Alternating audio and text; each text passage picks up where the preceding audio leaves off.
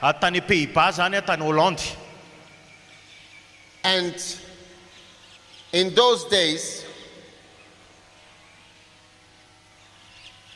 to watch pornography, you needed in the hotel, there is a special, you press something and then you go in, but it records and then you have to pay.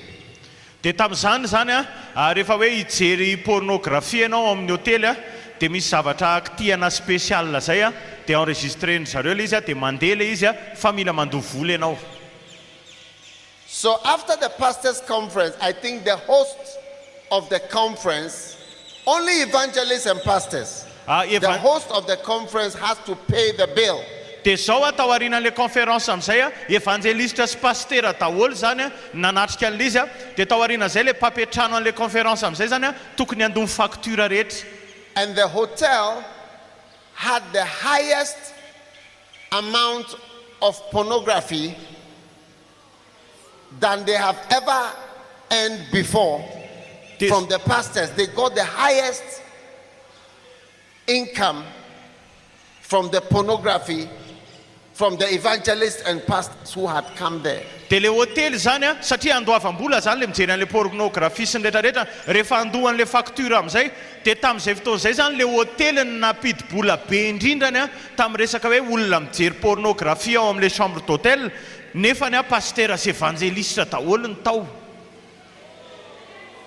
70% of all internet activity is pornography. Fitopolo isanjato ny zavatra mihetsy mandeha ao amin'ny internet amin'izao fotoan'izao de pornographie daholo. And 60 to 70% of Christians are into deep pornography. De ny 70 na 70 isanjato ny kristianina ihany koa de tafiditra ao anaty pornographie lalina. I know there is no pornography in Madagascar. Za aloha mahafantatra hoe tsisy pornographie eto Madagaskar. Yeah. I know there's nothing like that here. Fantatra hoe tsisy an'izany aty. Hey. Because you all look like angels. I think I'm preaching to angels. Satria mipôzinareo ohatra ny anjely daholo za zany mieritreritra hoe mitoriteny amin'ny anjely zao. Yes. Yeny. Artificial leaders are blind to the real problems. Ny mpitarika artifisialy de jamba amin'ny tena olana. Amen. Amen. The problem is inside, not outside. Ny olana de ao anatiny fa tsy any ivelany. Amen. Amen. Don't be concerned about what people think about you as against what God thinks about you. Asa mieritreritra asa lina amin'le zavatra heverin'ny olona momba anao mihoatra lavitra an'izay heverin'Andriamanitra momba anao. Hallelujah. Hallelujah. How many want to become real leaders? Firy kay mba tena te ho mpitarika marina izy afafa hoe ny tananao. Amen. Amen. I want to give you steps to becoming a real leader. Zao meko dingany ianao atonga anao ho tena mpitarika marina. Number 1. Voalohany form an opinion and develop a conviction. Manana hevitra ary atombohy le fandresendahatra anao. Amen. Amen. A leader must have a conviction about something. Ny mpitarika de mila manana fandresendahatra mahakasika zavatra ray. Have a belief. Manana finoana. Why do you think I am in Antsirabe? Hainao ve maninona ny eto Antsirabe? Am I a tourist? Za ve mpizahatany? Am I trying to get money? Za ve miezaka mitady vola? Is there something that I need to prove? Misy zavatra tiako porofona ve? No. Tsia. In my country, our ministry is quite big. Any amin'ny firenena misy anay ny asa fanomponay tena ngeza. In the world, our ministry is big. Maneran-tany ny asa fanomponay ngeza. I don't need to. We've produced over 60 million books. 60 million books. Zay efa nanatota hatrany amin'ny 60 million amreto boky reto. Million. Tapitrisa. 60. Empolo tapitrisa. I'm not trying to sell to you 300 books. Za tsy ezaka hivarotra aminao boky 300. You get it? Azonao ve? I'm here because I believe. Za eto satria za mino. Jesus said to me to go into all the world and to preach the gospel. Za mino hoe Jesosy naniraka hoe mandehanany amin'izao tontolo izao dia toroy filazantsara. Hallelujah. Halleluja. That's what makes a person real. Zany mahatonga ny olona ray hoe tena marina, tena izy. There is something real that he believes, Misy zavatra marina tena inony, not just an appointment. fa tsy hoe fotoana fotsiny. Amen. Amen. So have a conviction. Ka manana fandresendahatra. If you don't have a deep conviction to care for people, do not be a pastor. Raha tsy manana fandresendahatra lalina ianao mba hikarakara ny hafa, aza manao pastera. Amen. Amen. Number 2, Faharoa, observe natural leaders. Admire them. Notice what they do. jereo And notice what they do not do. Avoid artificial appointed leaders and don't do what they do. Dinio ireo mpitarika natoraly reny tsy ririto ireo mpitarika tena izy reny, mario zay ataony sy ny tsy ataony dia jereo ihany koa ny mpitarika artifisialy dia aza manao zay ataony. Number 3, Fahatelo, fellowship with natural leaders. Listen to great leaders. Fellowship with them mera and do what they do. am'ireo mpitarika natoraly dia ataovy zay ataony ary enoy ireny mpitarika natoraly goavany reny. Number 4, study the lives of real leaders. Study their lives. Learn from people. Faefatra, ianaro ny fiainan'iren'olona lehibe reny ireny mpitarika tena izy reny, menara amin'ireny adiadio ny fiainan'izy reny. Last night I was studying the life of Oral Roberts. Omaly alina zao nianatra amin'ny fiainan'ny Oral Roberts. Yes. Eny. Because I want to study the life of real great leaders. Satria za te hianatra ny fiainan'ireny mpitarika marina reny lehibe. He had a vision of 900 feet tall Jesus. Izy nanana fahitana nahitan'i Jesosy Kristy Yes. tena any amin'ny 13 metatra any angezan'i Jesosy tao anatin'ilay fahitana. We need to study the lives of people that have been used by God. Mila mianatra tsika amin'ny fiainan'ireo olona izay nampiasain'Andriamanitra. Instead of just being happy to be say, I am the bishop or the pastor, senior national pastor of this denomination and of this church, and I'm in charge of this, I'm the overseer of that. Dia tsy faly fotsiny ianao amin'izany titre be dehibe zany hoe zany bishopy na pastera national sady pia mpanara-maso an'izao zao sy ty anara-piangonana ty. Amen. Amen. So lift your hand and say, I'm no more an artificial fake leader. I am becoming real. Asandrato ny tananao dia teneno hoe za tsy mpitarika artifisialy sandoka tsony fa tena mpitarika marina amin'izay teneno mafy zany. Amen. Amen.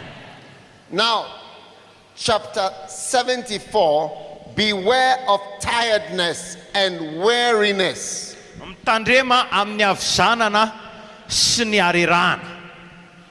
Number 1, Voalohany 6 warnings against tiredness fampitandremana anakenina mahakasika ny harerahana and weariness. sy ny avizanana. Number 1, Voalohany, remember that satanic strategy is to make you tired of ministry. tsarovy fa paikadin'ny satana dia tonga anao reraka amin'ny asa fanompona. It's a satanic strategy. Paikady satanika zany. In Daniel chapter 7 verse 25, Daniel 7:25 and he shall speak great words against the Most High and shall wear out the saints of the Most High and think to change the times and the laws. So this scripture says that the enemy will seek to wear out the saints. Ny dikan'io tenin'Andriamanitra io zany dia hoe ny fahavalo dia hiezaka amizaka ny olo-masina mihitsy, ary tenany ohatra ny avindrina ito izy sady ampahory ny olo-masina ny avindrina na hoe amizaka andreraka ny olo-masina. Amen. Amen. You must be very, very sensitive to becoming tired and weary of the work. Ianao mila malina tsara mihitsy mba tsy hahatonga anao ho reraka, tsy hahatonga anao ho sasatra amin'ny asa. Amen. Amen. And one of the demonic strategies in Daniel 7 is I wear out, I will make them tired of what they are doing. Ary ny paikadin'ny Satana ao amin'io Daniel 7 io dia hoe ataony ho sasatra na ho reraka amin'izay ataony izy ireo. Yes. Yeny. When you start to feel tired of the church, tired of the ministry, you are experiencing something that Satan would like you to have. Ianao rehefa manomboka ohatrany hoe reraka amin'ny asa fanompona zany ohatrany hoe sasatra amin'ny fiangonana zany dia manomboka mahatsapa zay ianao zavatra nataon'ny Satana mihitsy mba ho tsapanao. Always tell yourself, I am not tired of this work. Teneny foana ny tenanao hoe tsy reraka ny amin'ity asa ity zany mihitsy aho. Amen. Amen. Amen. Amen. Number 2, Faharoa, do not be tired of the ministry because you have received mercy from the Lord. Mercy. aza reraka amin'ny asa fanompona mihitsy satria ianao nandray famindrapo avy amin'Andriamanitra. Paul said, therefore, since we have received this ministry, as we have received mercy, we faint not. We have received mercy, therefore we are not going to faint. Ary amin'izany izy satria manana zao amin'ny fanompony zany izahay, araka ny nazahoana famindrapo dia tsy ho ketraka izahay. Tsy reraka zany, tsy ketraka satria nahazo famindrapo. Amen. Amen. God has been good to you. Tsara taminao Andriamanitra. He has allowed you to be in the ministry. Navelany ianao mba ao amin'ny asa fanompona. He has shown you mercy. Naneho famindrapo taminao izy. Why should you show him tiredness? Maninona ny aneho azy ianao arerahana na aketrahana? I don't enjoy people who are tired around me. Za tsy mifaly amin'ny olona reraka mihitsy manodidina anahy. Yes. Yeny. When I feel somebody is tired, I want the person to rest. Za rehefa mahita olona ohatrany hoe reraka dia tiako izy akaina. I don't like tired people Za tsy tiako ny olona reraka in my environment. manodidina ahy. Actually, the only thing that makes me stop preaching is when people look tired. Ny zavatra ray ara mahatonga anahy mitsahatra tsy mitory-teny dia rehefa mahita ny olona mipaozin'ny olona reraka. If I'm preaching to you and you look tired, I'll stop preaching. Za raha vao mitory-teny aminao ka mipaozinao reratreraka tonga dia atsanonako. Yeah. Tiredness tells me Ny arerahana dia miteny amiko hoe it's time to stop working with this person. hoe fotoana zao mitsahatra miasa miaraka amin'ity olona ity. Don't tell God it's tired to stop. Don't work with me anymore. I'm tired. Don't tell God that. Aza miteny amin'Andriamanitra zany mihitsy hoe reraka Andriamanitra aza miasa miaraka amiko tsony. You know, John Wesley, John Wesley he was born in the first decade. izy zany ateraka tany amin'ny taonjato voalohany tany. And he died in the last decade Yes. of one century. He was 90 years old. Izy zany ateraka tamin'ny folo taona voalohan'ny siècle anankiray dia maty tany amin'ny folo taona faran'le siècle. He was riding his horse when he was 88 years old. Dia izy mbola mitaingin-tsoavaly nefa efa valo amby valopolo taona. How did we know that John Wesley was going to die? Ahoana ny nahalalana hoe John Wesley ho faty amin'izay? John Wesley himself wrote, Izy tena noratra. John Wesley, Methodist Church founder, John Wesley izy mpanorona amin'ny fiangonana metodista. in the last year of his life, Tam'le taona farany tamin'ny fiainany he said, he wrote, dia he soratany. used to write in a journal every day. Izy zany manoratra ao anaty journal foana isan'andro. And he said, I've noticed a tiredness Tsikaritra ozy izy ohatran'ny nisy avizanana which I've never noticed before izay tsy hitako ohatran'izay in all my 80 whatever years. amin'ny tao anatin'izay fa valopolo taonako izay. But in the last few months, and he gave the date. I think he died like March. He said, from June, I feel tired in a different way. I've never felt like that before. Teny izy ao amin'le journalany tany amin'ny volana jona tany izy nanomboka natsapa avy-zanana zay mbola tsy tsapako mihitsy hatramin'izay. Within a year, he was gone. De herintaona taorianan'izay lasa izy. You must be aware, you must notice Mila tsikarotra ao tiredness avy-zanana is often the sign of the end de mariky ny fiafarana foana of your calling hoe fiafaran'ny and your antsonao ministry. sy ny asa fanomponao. Yes. Eny So be careful. ka mitandrema When you keep telling everybody, I'm tired, rehefa miteny amin'ny olon-drehetra ianao I'm miteny tired amin'ny olona of the foana people. reraka ny amin'ny olona, I'm tired of the church, reraka ny fiangonana, I'm tired of the liars, reraka ny mpandainga, I'm tired of these people. reraka amin'reto olona reto It may be the end of your ministry. mety farany eo zany zay ny asa fanomponao. Yes. Eny How many want it to be the end of your ministry? firy aloha ny te hoe zay ny faran'ny asa fanomponao zany. Then stop saying you are tired. Ka mijanona raha miteny hoe reraka. Yes. Eny Bonke said something before he died. Bonke zany teny zavatra alohan'ny He hafatesany. said, when a jumbo jet is on the runway, Ozy izy hoe rehefa le roplanina lehibe le jumbo jet It reny is- ozy izy eo amin'ny lalana it is at the end of the runway that it goes up. de eny amin'ny faran'le pista mihitsy zay vao mitsanga zay vao miakatra izy. So he said he's now going to go higher. De ozy izy hoe andeha hiakatra amin'izay izy. Receive that grace to go higher. Raiso amin'ny fahasoavana andeha amin'ny avo zany.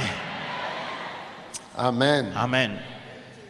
Number 4 Faefatra or number 3. na Do fatelo. not be tired because you are going to reap from this great work. Galatians 6:9 says, let us not be weary in well-doing, for in due season we shall reap. Let us not be weary in well-doing. Don't be tired. Aza reraka amin'ny asa fanompona satria hijinja avy amin'ity asa goavany ity ianao raha tsy reraka. Galatianina 5:9-7 aza mba ketraka amin'ny fanaova-tsoa isika fa ny fotoan'andro no hijinjantsika raha tsy reraka isika.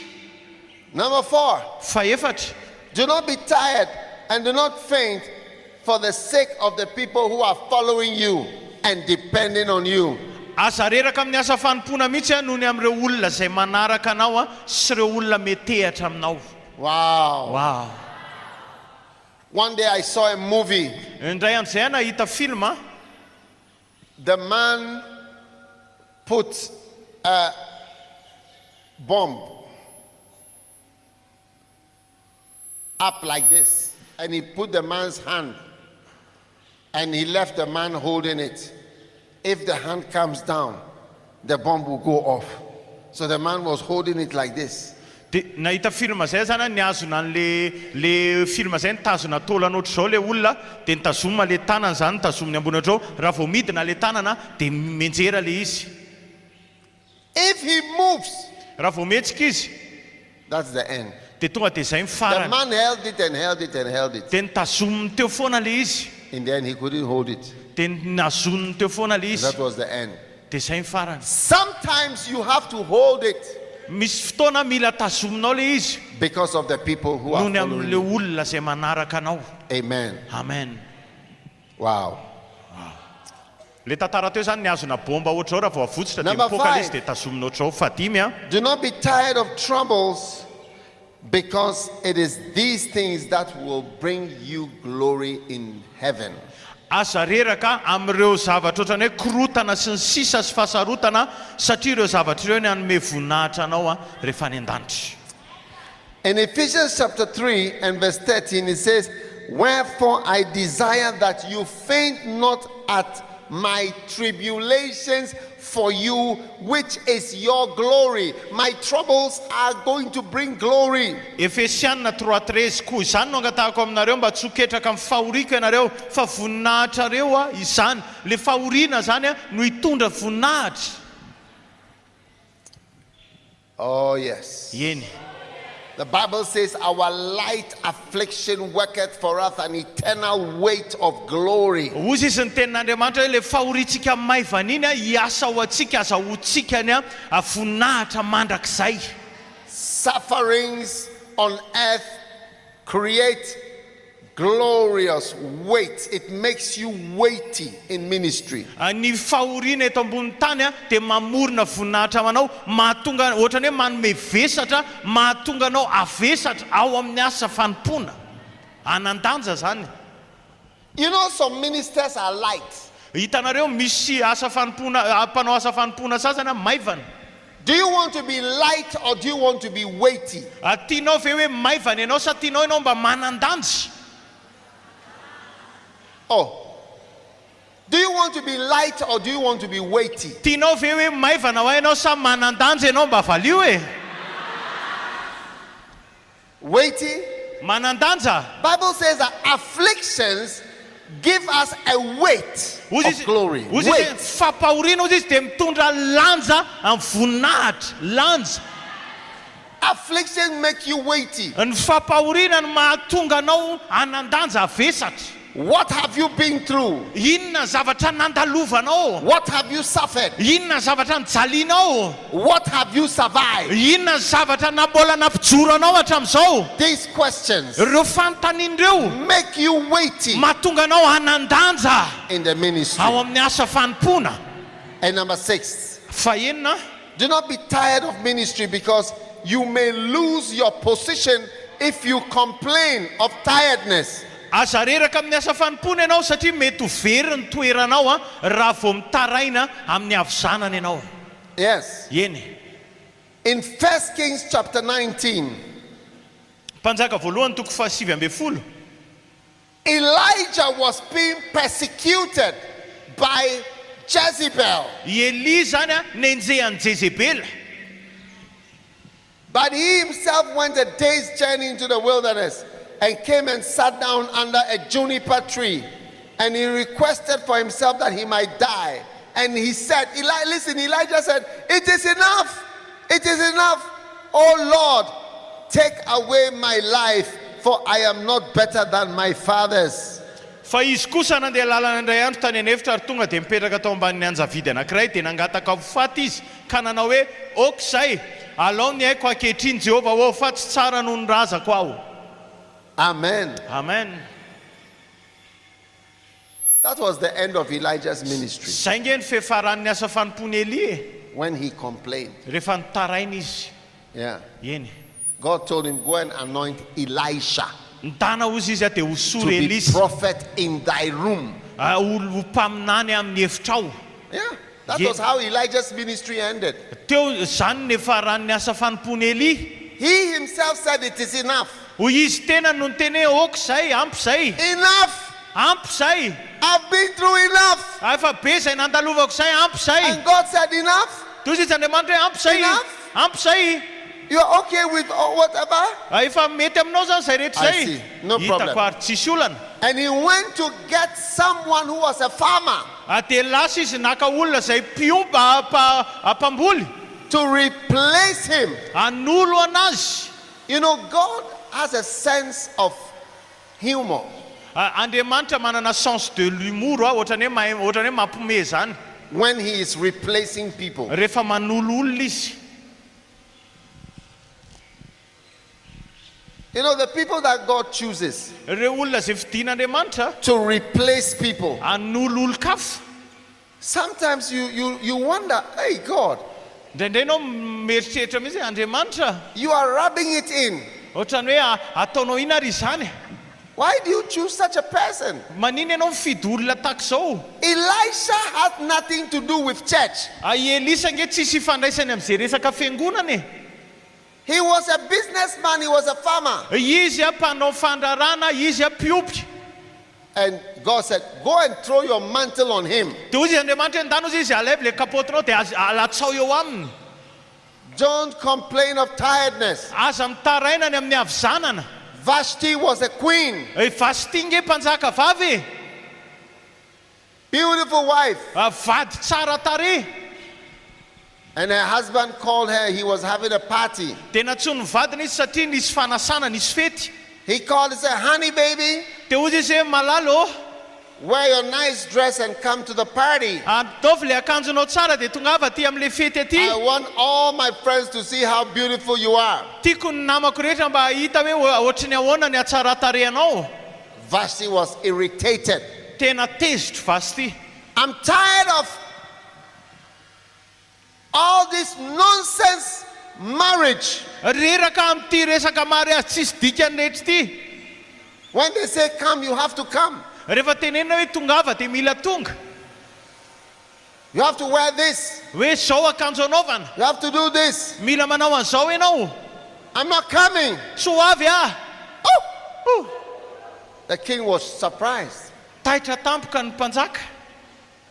One woman, she said, I'm tired of this open and close business. Nisy vehivavy zay reraka amin'ity fandrarana misokatra sy midy ity. Do you know open and close? Hainao zany hoe misokatra sy mikatona zany. She was talking about sex. Resaka firaisana ranofo zany teneniny zany. Yes. Eny. Open, close, open, close. Misokatra mikatona, misokatra mikatona. She said, I'm tired of this nonsense. Reraka amin'izany zavatra tsisy dikany zany ah. Eny. She said, I need a husband who will buy me a Pajero. Do you know Pajero? Za mila vady ah, hividy Pajero anahy. I need a husband who will take me flying all over the world. Za mila vady hitondra anahy hisidina maneran-tany. This open and close business, I'm tired of it. Za reraka amin'ity le business misokatra sy midy ity. Hey, I think I'm closing now. Hijanona angambany ah. Because you are not interested in what I'm preaching Ohatrany tsy about. liana zany ianao amin'le zavatra ampianariko ah. Hey.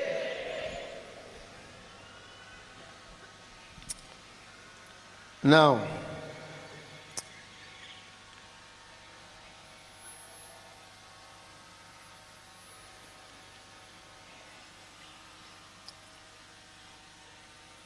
as a leader, Amin'ny Mpitarika decide I will never be tired manapa-hevitra hoe tsy ho reraka of mihitsy my ianao calling. amin'ny antsonao.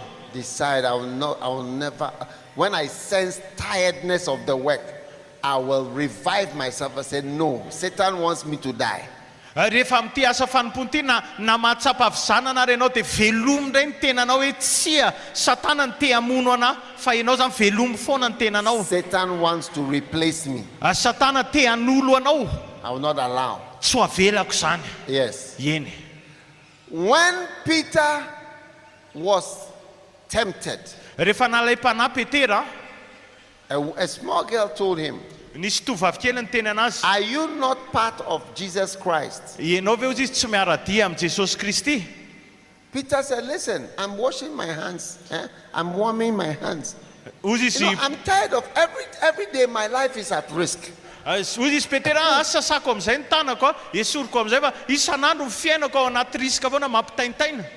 Every day there's a crisis. Isan'andro misy crise foana. Since I followed Jesus. Hatramin'ny nanarahako an Jesosy. He said, now I'm just warming my hands. Zaho izy mana fanatanana eo amin'ilay Another person afotsiny. came and asked him, are you not Dia nisy olona tonga indray. with this man? Ianao ve He tsy said, "No." miaraka amin'ny olona io? Even if I know him, I say, I don't know him. Tena fantatro ary izy dia zaho hiteny hoe tsy fantatro izy. 3 times Intelo to confirm. mba hanamarina.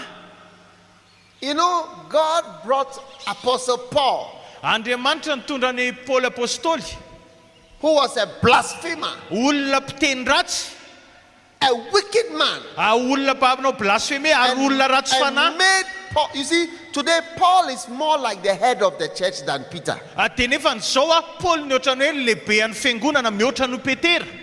Yeah, we Yeah. read Paul every day. Isan'andro tsika mamaky an'i Paoly. Often we don't quote Peter. Matetika tsy manonona ao boky Petera tsika. Paul has rather become like the head of the church, Ohatrany hoe Paoly zany lasa lehibean'ny fiangonana. a blasphemer and a wicked man. Olona mpanao blasphemy sy olona ratsy fanahy. So be careful. Ka mitandrema Those of you who deny your work because of small tiredness. ireo zay mandany asa noho ny amin'ny hoe avizanana kely. Laziness is like wickedness. Ny akamona ihany koa dia ohatrany hoe faratsiana. That is why Jesus said, thou wicked and slothful servant, wicked and slothful. Wickedness and laziness, slothfulness are twins. You see them moving together. Ny akamona sy ny faratsiana dia kambana. Hitanao foana zareo miara-mandeha. Zany mahatonga an Jesosy niteny hoe mpanompo sady ratsy fanahy ny kamo. Malaina. Hey.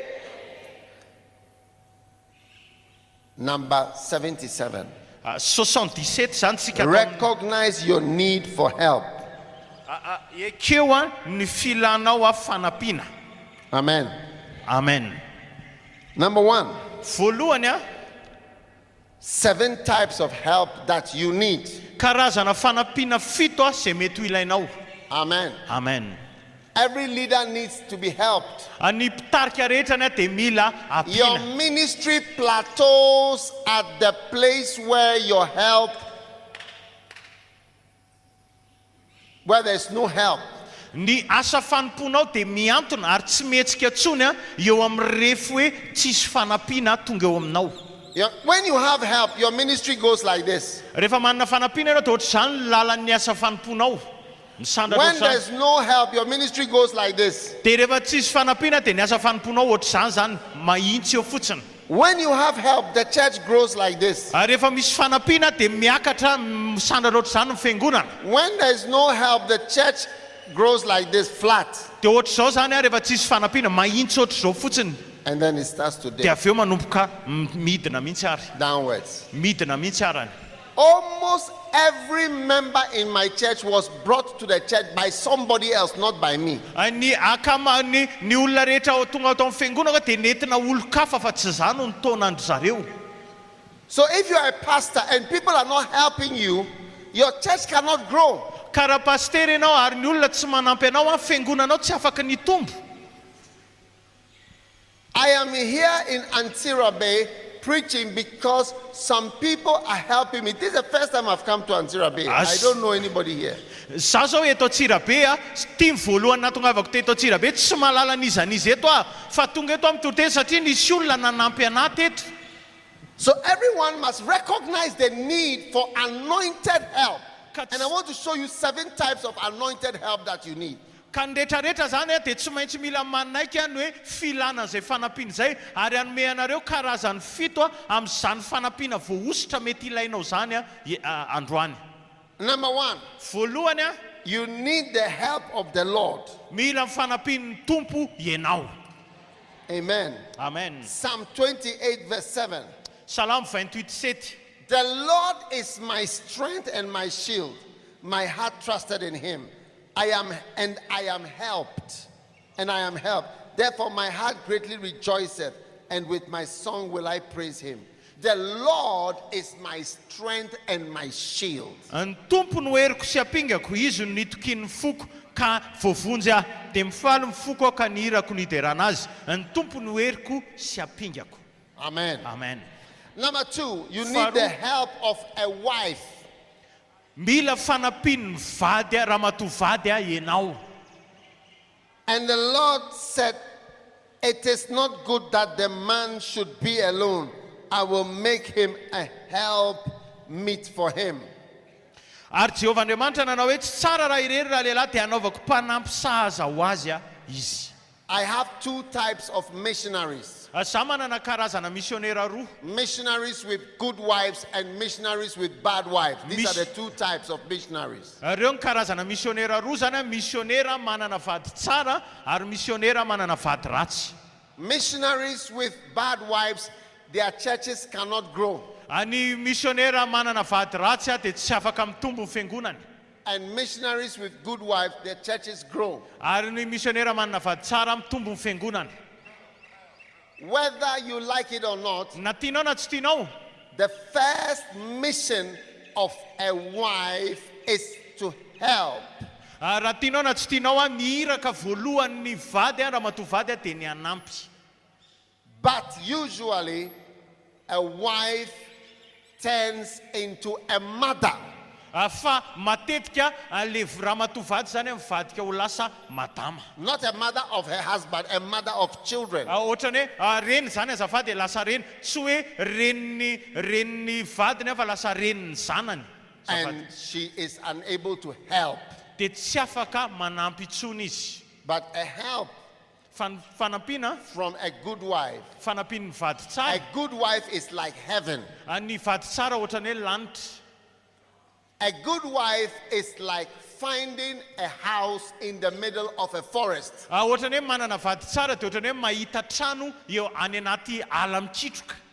When all the wild animals in the world are chasing you and you are able to find a house in the forest and you go in and close the door and there is peace. Ohatran'ny hoe ireo le bibidia rehetrarehetra sy ireo biby masika rehetra manenjika anao daholo ao anaty ala dia mahita trano ianao dia miditra ianao dia akatonao ny trano dia ao ianao mahita fiadanana sy tsara. How many would like when there are lions and hyenas chasing you, and you can find a house when you open the door and you enter and you say, oh, what a blessing, what peace. Firy zay mba izany tian'izany hoe ianao enjehan'ny liona enjehan'ny hainina manenjika anao daholo ireo bibidia rehetrarehetra eo dia mahita trano ianao dia miditra ao amin'ilay trano dia mipetraka ao dia akatonao ny trano dia izy ianao tena misy fiadana anaty. Firy mba te ahazo an'izany. Wow.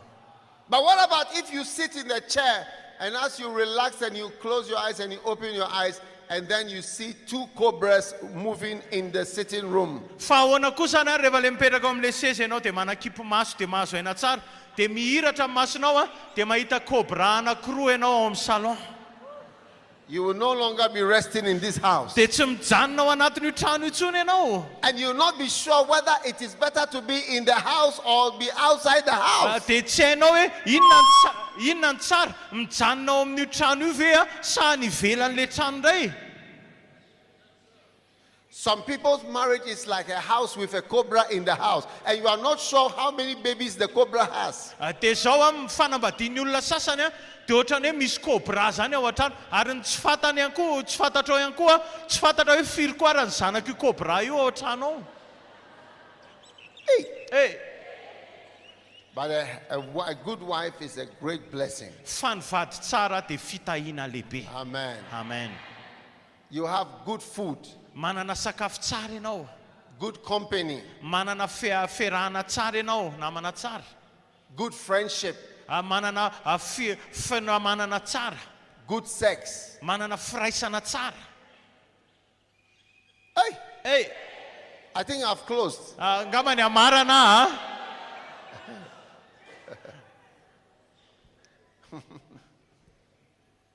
I said you have good company. Hoy sa hoe anana sakaiza tsara ho ianao. I said you have good food. Dia anana sakafo tsara. I said you have good friendship. Dia anana finamanana tsara. I said you have good sex. Dia anana firaisana ranofo tsara.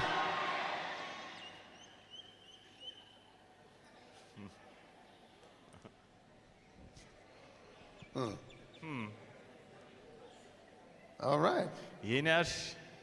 But you see, today many marriages, there is no food. Zao fanambadiana maro amin'izao andro zao tsisy sakafo. There's no company. Tsisy fiarahana. Because the wife is on the phone all the time. Satria le ramatovady eo amin'ny telefonina foana isan'andro.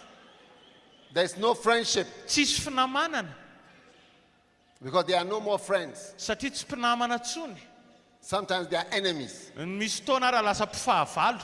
Some people have to go home and protect themselves. Misy sasany ara rehefa tonga ao an-trano dia mila miaro tena. When they get home, they have to protect themselves Rehefa mody ao an-trano dia mila miaro tena from attacks, further attacks. amin'ny fanafiana. And number 4, there is no sex or bad sex. Ary fahaefatra tsisy firaisana ara-nofo tsara na hoe firaisana ara-nofo ratsy zany. Oh yes. Eny. Oh yes. Eny. Ask your neighbor, Teneny le akaikinao. do you namako hoe, understand the message? azonao tsara ve zany hafatra zany hoe?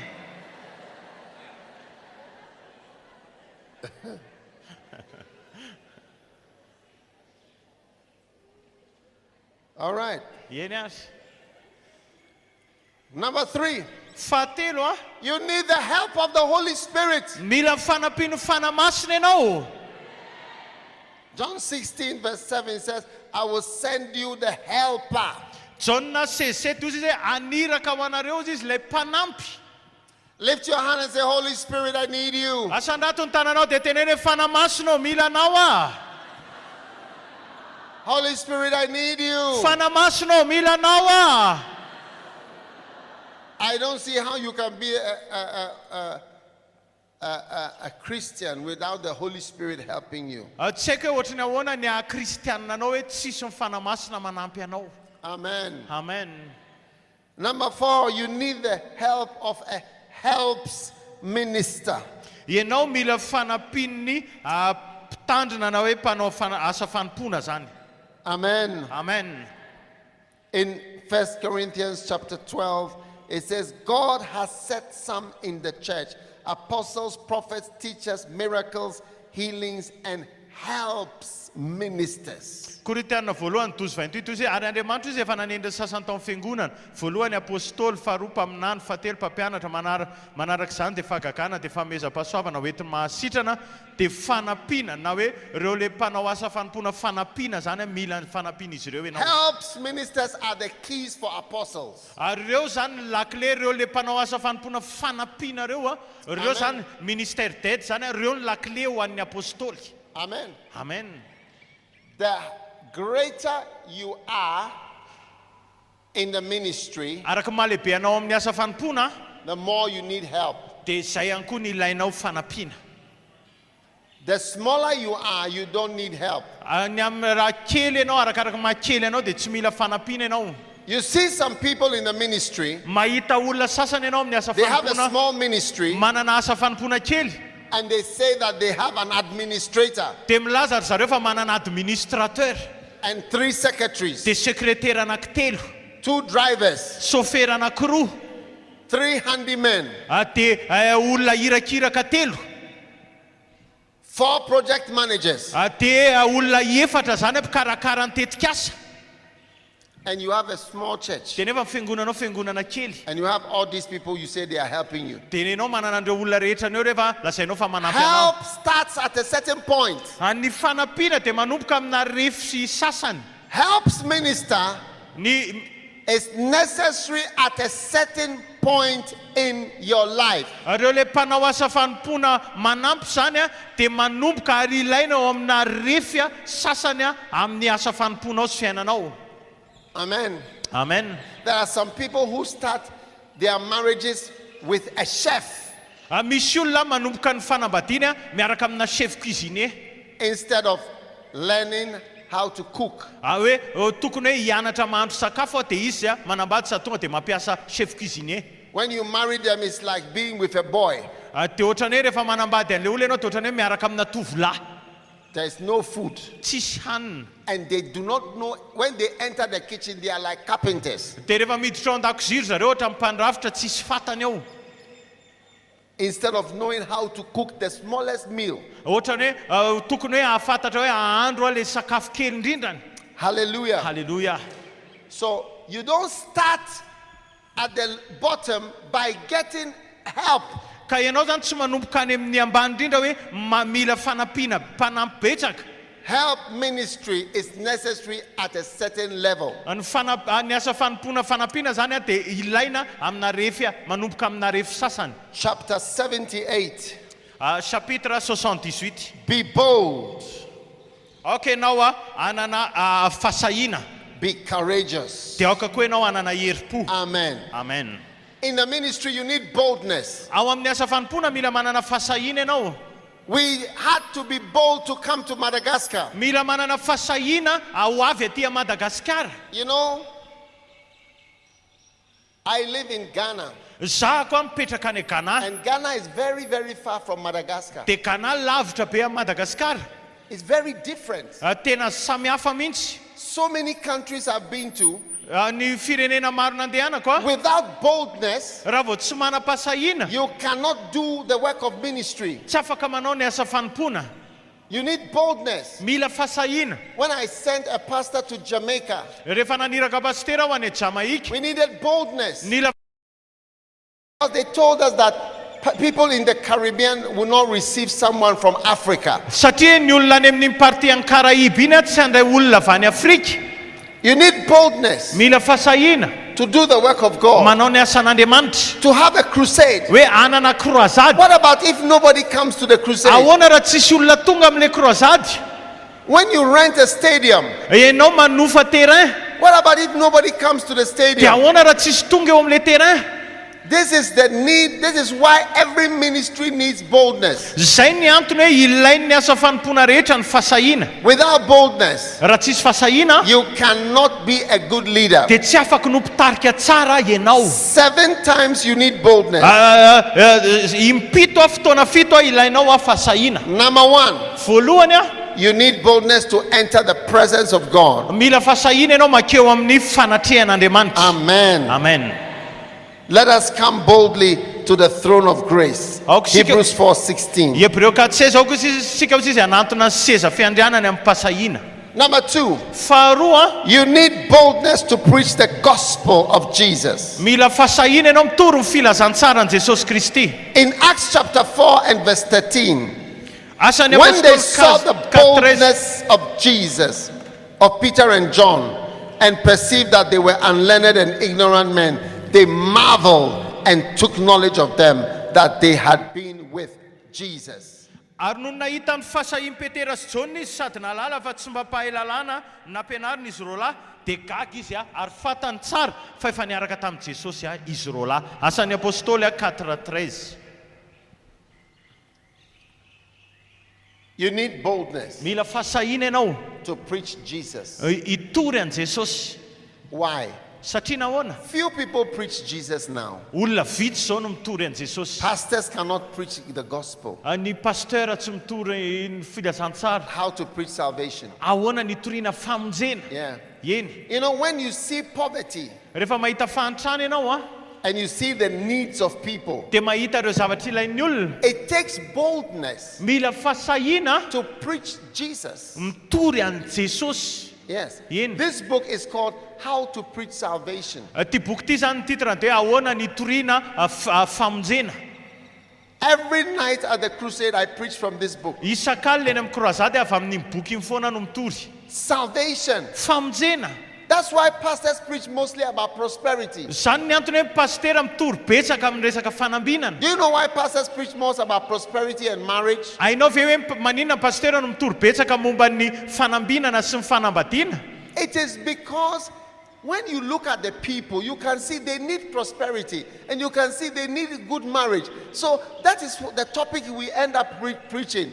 So it takes boldness to stand and say, no, Jesus Christ, the Savior of the world, that's what you need. It looks as if it's not relevant. Zao maninaka ny pastera no mitory fanambinana sy fanambadiana satria mijery ny olona izy dia hitany hoe fanambinana ny ilain'ny olona dia fanambadiana mikorotana ny amin'ny fiainan'ny olona dia zany mahatonga ny pastera ny efa rany lasa mitory an'izany foana fa mila fasahina no mitory hoe Jesosy Kristy mpamonjy an'izao tontolo izao ary famonjena ny ilainao mila fasahina mitory an'izany satria le izy ohatrany hoe tsisy fandraisany amin'ny fiainan'ny olona zany. Most of our preaching is affected by the people, not affected by what God says. Ny fitorytenitsika ny akamarony dia vokatry le zavatra manjoan'ny olona mahatontsika manao an'le izy fa tsy no le hoe Andriamanitra miteny hoe zao ny toritsika. The greatest preacher perhaps ever was Jonah. Ny mpitoryteny lehibe indrindra angambany dia Jona. God told him, go and tell these people that you are all dead men. Ndana ozy izy Andriamanitra teneny reto olona reto fa nareo rehetra dia ho faty daholo. What a bad message. Tena zany tena hafatra ratsy. Supposing I came to Antsirabe and I tell you the whole of Antsirabe is going to be destroyed. Evero ange hoe tonga eto Antsirabe dia zao ny toriko anareo hoe na Antsirabe iray manontolo ho ringana daholo. Fire is going to burn the whole of Antsirabe. Afo andeha andoro ana Antsirabe manontolo. Antsirabe is cursed. Fohozina Antsirabe. What type of message is that? Ohatrany ahoza ny karazana hafatra zany. I mean, no pastor would like to come with such a message. Ianao ny pastera tonga tsy mitondra zany hafatra zany. But that is the message Jonah was sent to go and preach. Fa zay ny hafatra nampitondraina anazy to Nineveh. ho any Ninive. That is why he ran away. Zany natonga azy nitsoka. can you blame him? for Ianao running? ve zany afaka mametrina anazy amin'izany? What type of message is this? Ohatrany ahoana zany hafatra zany? When he saw the people, he said, I can't preach, I can't tell them this. Rehefa nahita ny olona izy tsy afaka hiteny andreo an'izany a. Yes. Eny. But when he went into the stomach of the whale, Fa rehefa tonga tany kibon'le trozona amin'izay izy a, he told God, hoy izy manontany Andriamanitra, I'm sorry. miala tsiny a. I will go to Nineveh and I will tell them boldly. Ho any Ninive ary teny andry zareo ampasahina.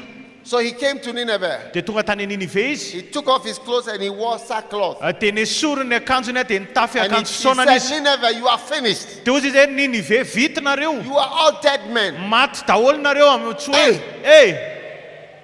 And the whole city was converted. Dia niova fo daholo ny ray tanàna. Every single person Ny olona tsirairay. fasted. And he was surprised. He was surprised himself at the effect of his preaching. Izy ara dia gaga, izy tena ara dia gaga noho le vokatra le fetraika an'le toriteniny. You will be surprised at the effect of boldness in your preaching. You will be surprised at the effect of it. Ianao tenanao io mihitsy dia ho gaga ianao ny amin'ny fetraika an'le toriteninao ampasahina, ianao mihitsy no gaga. I preach about loyalty and people mock me. Zaho mitoriteny mahakasika ny fahatokiana dia esoin'ny olona ako. I preach about salvation. People mock me. Dia mitory momba famonjena dia esoin'ny olona. But the effect is amazing. Fa ny fetraikana dia tena mahavariana. Number 3, Fahatelo you need boldness to expand. mila fasahina ianao mba hihitatra. Be strong and of a good courage. Mahereza sy matanjaha. That's what God told to Joshua. Zany ny tenenin'ny Andriamanitra ny Josoa. Wow. Wow. Expansion. Fitarana. You need boldness. Mila fasahina ianao. Look at your church Jereo ny fiangonanao and hoe your ministry. sy ny asa fanomponao. You are stuck in the 4 walls. Ianao ohatrany hoe voatazona ao anatin'io rindrina efatra io. Why don't you expand? Maninona ianao tsy mitatra? Because it takes boldness. Satria mitaky fasahina. I've never seen a Madagascar pastor in Ghana Zaho mbola tsy nahita pastera malagasy any Ghana who has come to start a church in Ghana. hoe hanomboka fiangonana any Ghana. Why don't you come to Ghana to come and start a church? Maninona ianao raha mba makany Ghana manokatra fiangonana? Or Nigeria? Why don't you come to Nigeria? Maninona raha makany Nigeria koa ianao? Why do you let Nigerians come here but you don't go to Nigeria? Maninona ianao mamela Nigeriana ho avy aty fa ianao tsy makany Nigeria? Some of you criticize Nigerian pastors. Nareo sasany aminareo manakiana an'le pastera Nigeriana reny.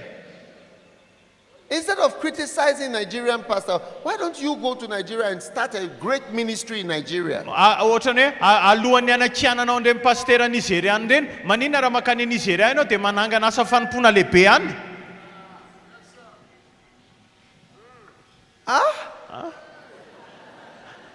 What are you waiting? Ask your neighbor, what are you waiting for? What are you Inona ny waiting for? andrasan'ny tenenao akaikinao? Inona ny andrasanao e?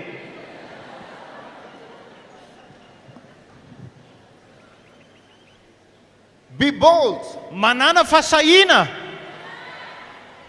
One of the things you can thank God for in Nigerian is they are bold. They have natural boldness. It is genetic boldness. Ny zavatra isaorana an'Andriamanitra ho an'ny olona Nigeriana, dia zareo manana fasahina tena genetika mihitsy, ohatrany hoe hatrany kibon-dreniny zany izy tena manana fasahina.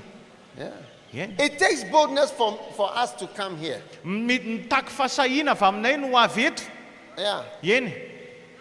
We have been to Diego, Efa tany Dego zay, Majanga, Mazenga, Antananarivo. We are here now. Eto zay zao. Masina. Tomasina. We are going all over preaching. Tena rehetrarehetra tena mitoriteny. Why don't you come to Ghana and go all over? I will show you the towns. Kumasi, Tamale, Bogatanga, and different towns. Maninona raha makany Ghana koa ianao, asehoko anao daholo ny tanàna rehetra any dia mba ianao indray no mitory any Kumasi, Tamale, Bogatanga. Lift your hand, say, I am developing boldness. Atsangany ny Boldness. tananao dia mampitombo fasahina hoe. Amen. Amen. Hallelujah. Hallelujah. Oh, yes. Yeny. Number 4, you need boldness to operate in the anointing. Mila fasahina ianao mba hiasa ao ambany ositra. Oh, yes. Yeny. The anointing is beautiful. Ny ositra dia mahafinaritra. Amen. Amen. The anointing is beautiful. Mahafinaritra ny ositra. These are the books on the anointing. Ireo zany boky mahakasika What ny is this ositra. one? The anointed and The anointed and his anointing. ny olom-bo ositra sy ny ositra. Steps to the anointing. Ny dingana makany amin'ny ositra. The sweet Sweet influence. influence of the Ny anointing. fitaomana mahafinaritra ny ositra. And catch the anointing. Sambory ny ositra. Reny zany boky mahakasika ny ositra daholo. Catch the anointing. Sambory ny ositra. They are all small books. Boky reny boky kely reny. The anointed and the anointing and the presence. Ny ositra sy ny fanatrehany. Flow in the anointing. Mikorina ao ambanin'ny ositra.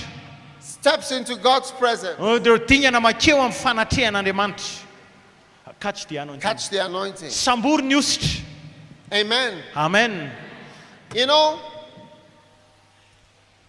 in 1988, I was 25 years old. Tamin'ny 1988 dimy amby roapolo taona I was a medical student. mpianatra dokotera tamin'izany. And one night, Dia indray alina I was listening to, I was praying. dia mivavaka And I knelt down on my knees. dia nandohalika tamin'izany. And as I was praying, Dia rehefa nandohalika in the middle of the night, dia tao anivon'ny I alina slept but I woke up. dia natory dia taitra. And when I woke up, Dia rehefa mifoha the tape was playing. dia nandeha le kasety zany. Kenneth Hagin, Kenneth Hagin nandeha. Kenneth Hagin. Kenneth a Hagin. great prophet, Mpaminany lehibe. he was preaching. Mitoriteny izy. I used to listen to him preaching all the time. Za zany mihaino anazy mitoriteny foana isan'andro. That night, something happened that I was not expecting. Dia tamin'izay alina izay nisy zavatra niseho izay tsy nandraindraiko.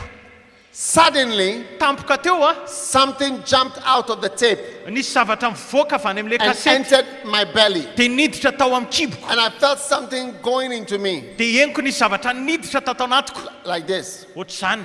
from the side. Afa tao amin'ny ilany And then avatra. I heard a voice Dia nandre feo saying, "From today, miteny hoe manomboka androany from today, manomboka androany you can teach. afaka mampianatra ianao. From today, you can teach." Manomboka androany afaka mampianatra ianao. Hallelujah. Hallelujah. That's the teaching anointing. Zay le ositra mampianatra. Then I heard another voice. Dia nandre feo ray indray And the second voice said, dia le feo anankiray "I miteny hoe will prove it to you." ho porofoko aminao zany. And since then, Ary nanomboka tamin'izay he has been proving it to me. dia miporofony tamiko le izy. He has been proving it to me Miporofony tamiko le izy. that he has given me an anointing to teach. Hoe nomeno ositra hampianatra. He said, "From today you can teach." Ozy izy hoe manomboka androany afaka mampianatra ianao. It now took boldness Mila fasahiny zany for me ho anahy to use this anointing. hoe hampiasa an'izany ositra zany.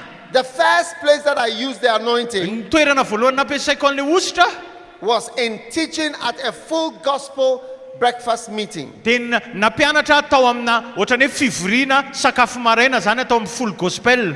The second place Dia ny toerana faharoa was in a church with 25 people. dia tao anatina fiangonana nisy olona 5 Yes. eny. And I started to preach powerfully to these few people. Dia nanomboka nitory mahery vaika tamin'ireo olona I vitsy was ireo using the anointing and napiasa an'le I was ositra preaching to the 25 dia people. nitory tamin'le olona 5 I believed that I had an anointing nino aho hoe manana ositra to teach the word of God. hampianatra ny tenin'Andriamanitra. I opened the same scriptures, Nisokafako ireo le tenin'Andriamanitra mitovy same ihany. scriptures, Tenin'Andriamanitra mitovy and ihany. preached Ary the nampianatra. same message, Nampianatra hafatra mitovy. but this time Fa tamin'izay fotoana with the izay gift of God. niaraka tamin'ny fanomezam-pahasoavan'Andriamanitra. boldness. Mila fasahina. One day, Indray andro God said to me, nitenenin'Andriamanitra "Write a book." manorata boky. And I said, "Yes, sir." Dia zay eny tompoko. But after 1 year, Fa tao aorianan'ny herintaona I was not writing a book. mbola tsy nanoratra boky ihany And aho. the Lord said to me, Dia ozy izy ny tompo mantsy anahy. "You are not serious. Tsy matotra ianao izy izy. You are not serious Tsy matotra ianao izy izy. about what I told you. Ny amin'izay niteneniko anao. If you were serious, Raha matotra ianao you would employ somebody efa nampiasa olona ianao.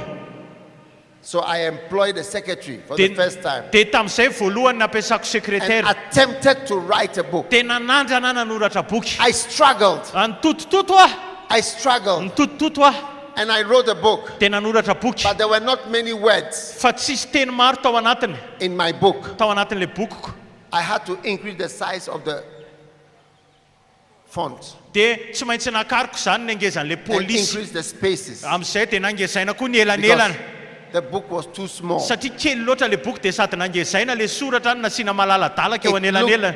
It looked more like a letter. Dia ohatrany hoe taratasy, ohatrany hoe lettre le izy, ohatrany taratasy le izy, mihoatrany hoe boky. It took boldness Mitaky fasahiana to launch those books. hoe amoaka an'ireo boky ireo. They were so small, Satria kely I loatra. decided to launch 10 of them Tonga dia 10 amin'ireo no niarana voaka. so that it would be a little thick. Dia amin'izay atevitevina. And that was the beginning. Dia izay ny endohany. Today, Androany a, people invite me misy olona manasa anahy to preach hitoriteny based on my book. voka no le bokiko fotsiny.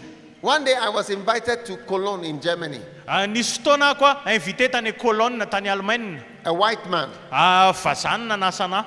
and a white church, German. Dia fiangonana Allemand zany le izy, fiangonana vazaha daholo ny tao When I anatiny. got there, Rehefa tonga tao ah, I always want to know why people invite me za tiako fantatrao hoe maninona ny olona manasa anahy. because I had never met that pastor. Satria mbola tsy neona tamin'le pasteur mihitsy ah. He said to me, Dia hozy izy mantsy anahy. I read your book, Loyalty. Zaho izy namaky ny bokinao hoe And nifatokiny. I've never heard you, I've never seen, I want you to come. Za mbola tsy nahitanao fa Many namaky an'le people have boky ah dia invited tiako me. ianao ho avy. A few weeks ago, I met a man from South America. Herinandro vitsivitsy zay nahita lehilahy avy any He Amerika du uses Sud all ah. these books in Spanish. Mampiasa an'ireo boky rehetra ireo izy amin'ny teny espaniola. He told me, your book, one of you is a devil. Le bokinao anankiray le hoe ray aminareo dia devoly. Loyalty. Fatokina. Those who leave you. Ireo izay mandao anao. He said, I use it to cleanse my church. Nampiasaiko ireny anadiovako ny fiangonako. He has the largest church in his country. Izy manana fiangonana lehibe indrindra I le meet fireneny. people all the time Dia za koa mihaona amin'ny olona who maro are blessed with these books. izay tahina amin'ny alalan'le boky. But it took boldness. Fa nitaky fasahina, Boldness fasahina, to use the anointing nampiasa an'le ositra and to use the gift. dia ampiasa an'le You fameza-pahasoavana. may feel shy. Mety ho menatra You ianao. may be ashamed. Mety hoe menatra I ianao. was ashamed of my books Menatra tamin'ny bokiko ange za e. when I wrote them. Rehefa nanoratra I an'ireny was e. ashamed. Menatra. I said, what is this book? Inona ary ty boky ty ho This is not a book. Tsy boky ty. This is not a real book. Tsy tena boky tena izy ty. How can this work? Ahoana ny ampahomby an'ity? But I have been surprised Fa gaga at the power of God. tamin'ny You herin'Andriamanitra. will be amazed Dia ho gaga ianao when koa. you apply Rehefa ampiasainao a little boldness, le a fasahina little kely. boldness Fasahina to kely the gift of amin'ireo God. fanomezam-pahasoavana nomenanao. Hallelujah. Halleluja. Number 4, Faefatra, you need boldness mila fasahina ianao a. to operate Hiasa, in the anointing. hiasa ao amin'ny ositra. In the anointing. Ao amin'ny ositra. Hebrews chapter 10 Hebreo toko and fafolo. verse 19. Andiny fasivy amby folo. It says, having therefore, brethren, boldness to enter into the holiest by the blood of Jesus. You enter the holiest. The anointing is the holiest. You enter the holiest by boldness. Koa amin'izany rahalahy satria manana fatokina hiditra amin'ny fitoerana masina isika noho ny rahan'i Jesosy. Miditra amin'ny fitoerana masina ianao. Dikan'izany hoe ositra le izy a, manana fasahina ianao miditra eo amin'ilay toerana masina. Amen. Amen. Boldness to enter into the holiest. Fasahina hidirana ao amin'ny fitoerana masina. Boldness to enter into healing. Fasahina hidirana ao amin'ny fanasitranana. It takes boldness Mitaky fasahina to zany. enter into healing. Hidirana ao amin'ny I fanasitranana. entered into the miracle ministry through boldness. Zany hiditra tao amin'ny asa fanompoana fahagagana tamin'ny fasahina. One day God said to me, Ndray andro ny teny tamiko ny tompo. where are your miracles? Aiza hozy izy ny fahagaganao? He said to me, I want your ministry to be like Jesus' ministry. Your ministry is so different from Jesus. There's not even one miracle. Ozy izy ny tompo mantsy tiako ny asa fanomponao hitovy amin'ny asa fanompon'i Jesosy. Ny asa fanomponao tsy misy na dia fahagagana ray arany. How many want to be like Jesus? Firy kay mba te ho tahaka an'i Jesosy ato trano ato? That's what God said to me. Zany ny tenenin'Andriamanitra I want you to be like Jesus. tiako ianao izy mba ho tahaka an'i Jesosy. Follow Jesus. Arao Jesosy. Try to take the example of Jesus. Andana andramo izy izy maka ohatra an Look Jesosy. at your life. Jereo ny fiainanao. Look at your life. Jereo ny fiainanao. God is guiding you. Andriamanitra mitantana anao amin'ny asa fanomponao. Jesus is the image. Jesosy ilay sary. Jesus is the example. Jesosy ilay ohatra. I look at myself Mijery ny and I tenako. look at Jesus. Dia mijery an Jesosy. What a difference. Inona ny fahasamihafana? What a difference. Inona ny fahasamihafana? What a difference. Tena misy fahasamihafana And be. then I started to go from the miracle anointing. Dia nanomboka ako nikatsaka an'ilay osotry ny fahagagana. The very first day Dia ny andro voalohany I started miracles. dia nanomboka nikatsaka an'izay fahagagana It izay. was one of the greatest spiritual events of my whole life. Izay ny anisan'ny ohatrany hoe hetsika ara-panahy lehibe indrindra tamin'ny I fiainana. used the greatest boldness Nampiasa ny fahasahiana lehibe indrindra to enter into that level. dia niditra tao anatin'izany refy I izany. have never used such boldness. Tsy mbola nampiasa fahasahiana ohatr'izany aho. After the service, Tao aorianan'ilay fivoriana I almost collapsed and died. saika torana dia saika maty mihitsy. Yes, Eny, I almost collapsed. saika torana. There was a few miracles, Nisy fahagagana vitsy tao. but the Fa- tension was too much. Fa le tena le fahaterena zany tena be It loatra. was too much. Tena be loatra. Yes, Eny. because you need boldness Satria mila fahasahiana to ianao. go higher. Andeha hiakatra ambony. You see, you are here in Madagascar. Nareo eto eto Madagaskar. I'm going to give some of you an opportunity to come to Bible school in Ghana, Zany me fahafahana nareo ho avy hianatra eo any amin'ny sekoly baiboly any Ghana. to invite you Manasa nareo ah to come to Ghana ho avy any Ghana. to Bible school, Any amin'le sekoly baiboly. train. Anofana But you need boldness. fa mila fahasahiana ianao. Boldness. Fahasahiana. Without boldness, Raha tsisy you fahasahiana stay where you are. dia mijanona eo amin'izay misy But ianao if you ianao. have the boldness, Fa raha manana fahasahiana I will ianao, go somewhere I don't know. andeha ho any amin'ny toerana tsy haiko ah. I will try my life Anandrana amin'ny fiainako ah. and see. Dia ho hitako. Yes, Eny, you see great things. ahita zava-dehibe ianao. My mother, Ny reniko ah, she was very bold. tena nanam-pahasahiana izy. She had never been to Africa. Mbola tsy taty Afrika mihitsy izy. But when she met my father, Rehefa niona tamin'ny My- raiko izy ah, she met my father niona tamin'ny raiko in Europe. tany Europa. And my father said, Dia hozy izy ny raiko, I will take you to Ghana, to Africa. hoentiko any Ghana ianao izy izy any Afrika. And she said, I will go. Dia hozy izy hoe andeha. And she came with my father Dia niaraka tamin'ny raiko izy in 1963. tamin'ny 1963. My mother, a Swiss woman, Any reniko zany ah dia vehivavy she Suisse. came to live in Ghana. Dia tonga nipetraka tao Ghana. She lived in Ghana for 61 years. Niaina tao Ghana izy ah nandritra ny raika amby enimpolo taona. My mother just died in June. Tamin'ny volana jona teo no maty ny reniko. She was a young lady. Izy tena vehivavy And she tanora. had the boldness Nanana fahasahiana izy. she had the boldness Nanana fahasahiana izy. to move from Europe, Niala avy any Europa, from Switzerland avy any Suisse to Africa. ho any Afrika. Yeah. Eny.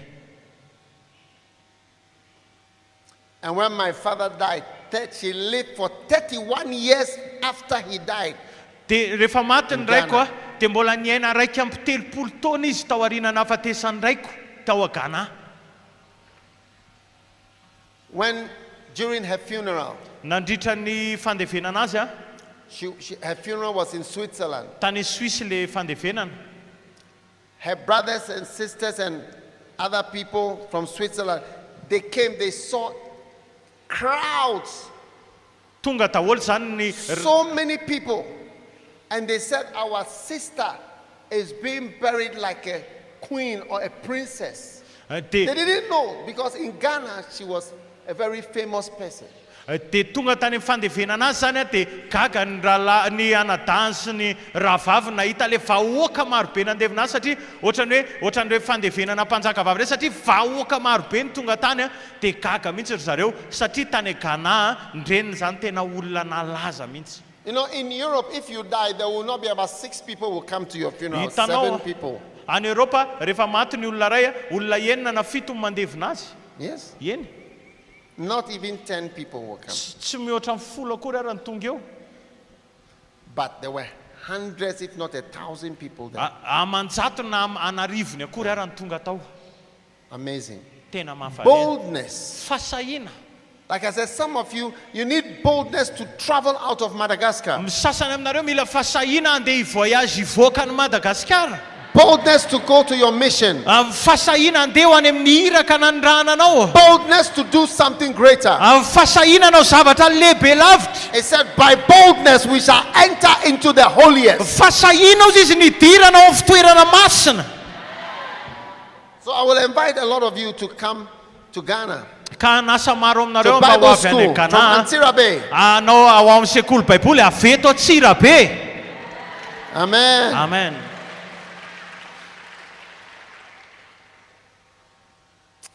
Number 6. Fahenina, you need boldness mila fasahina ianao to turn away from certain people.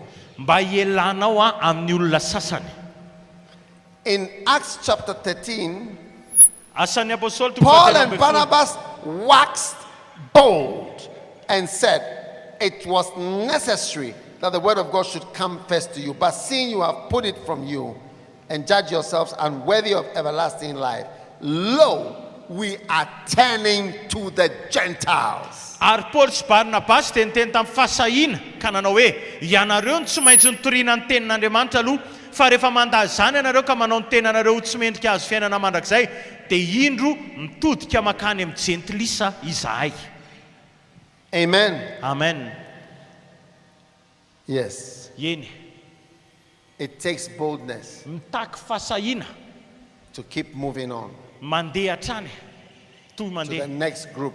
Mandeha any amin'ny groupe There manaraka. are some people who are not worthy of your time Misy olona sasany tsy mendrika amin'ny fotoananao. and your attention. Tsy mendrika amin'ny firarahinao. Hallelujah. Halleluja. But God Fa Andriamanitra will give you the boldness manome anao fasahina to move on. androso. Amen. Amen. God will give you boldness. Andriamanitra hanome anao fasahina. Some of you, your ministries are reducing. Ny sasany aminareo ny asa fanomponao dia miena. And God wants to take you further. Nefa Andriamanitra dia hitondra anao androso lavitra. Receive the spirit of boldness. Raiso ary fanahy fasahina. Anybody who believes in the spirit of boldness, stand up. I want to pray for you for the spirit Ireo of zay mino boldness. fanahy fasahina rehetra mitsangana hivavaka ho anareo amin'izany fanahy fasahina zany ah.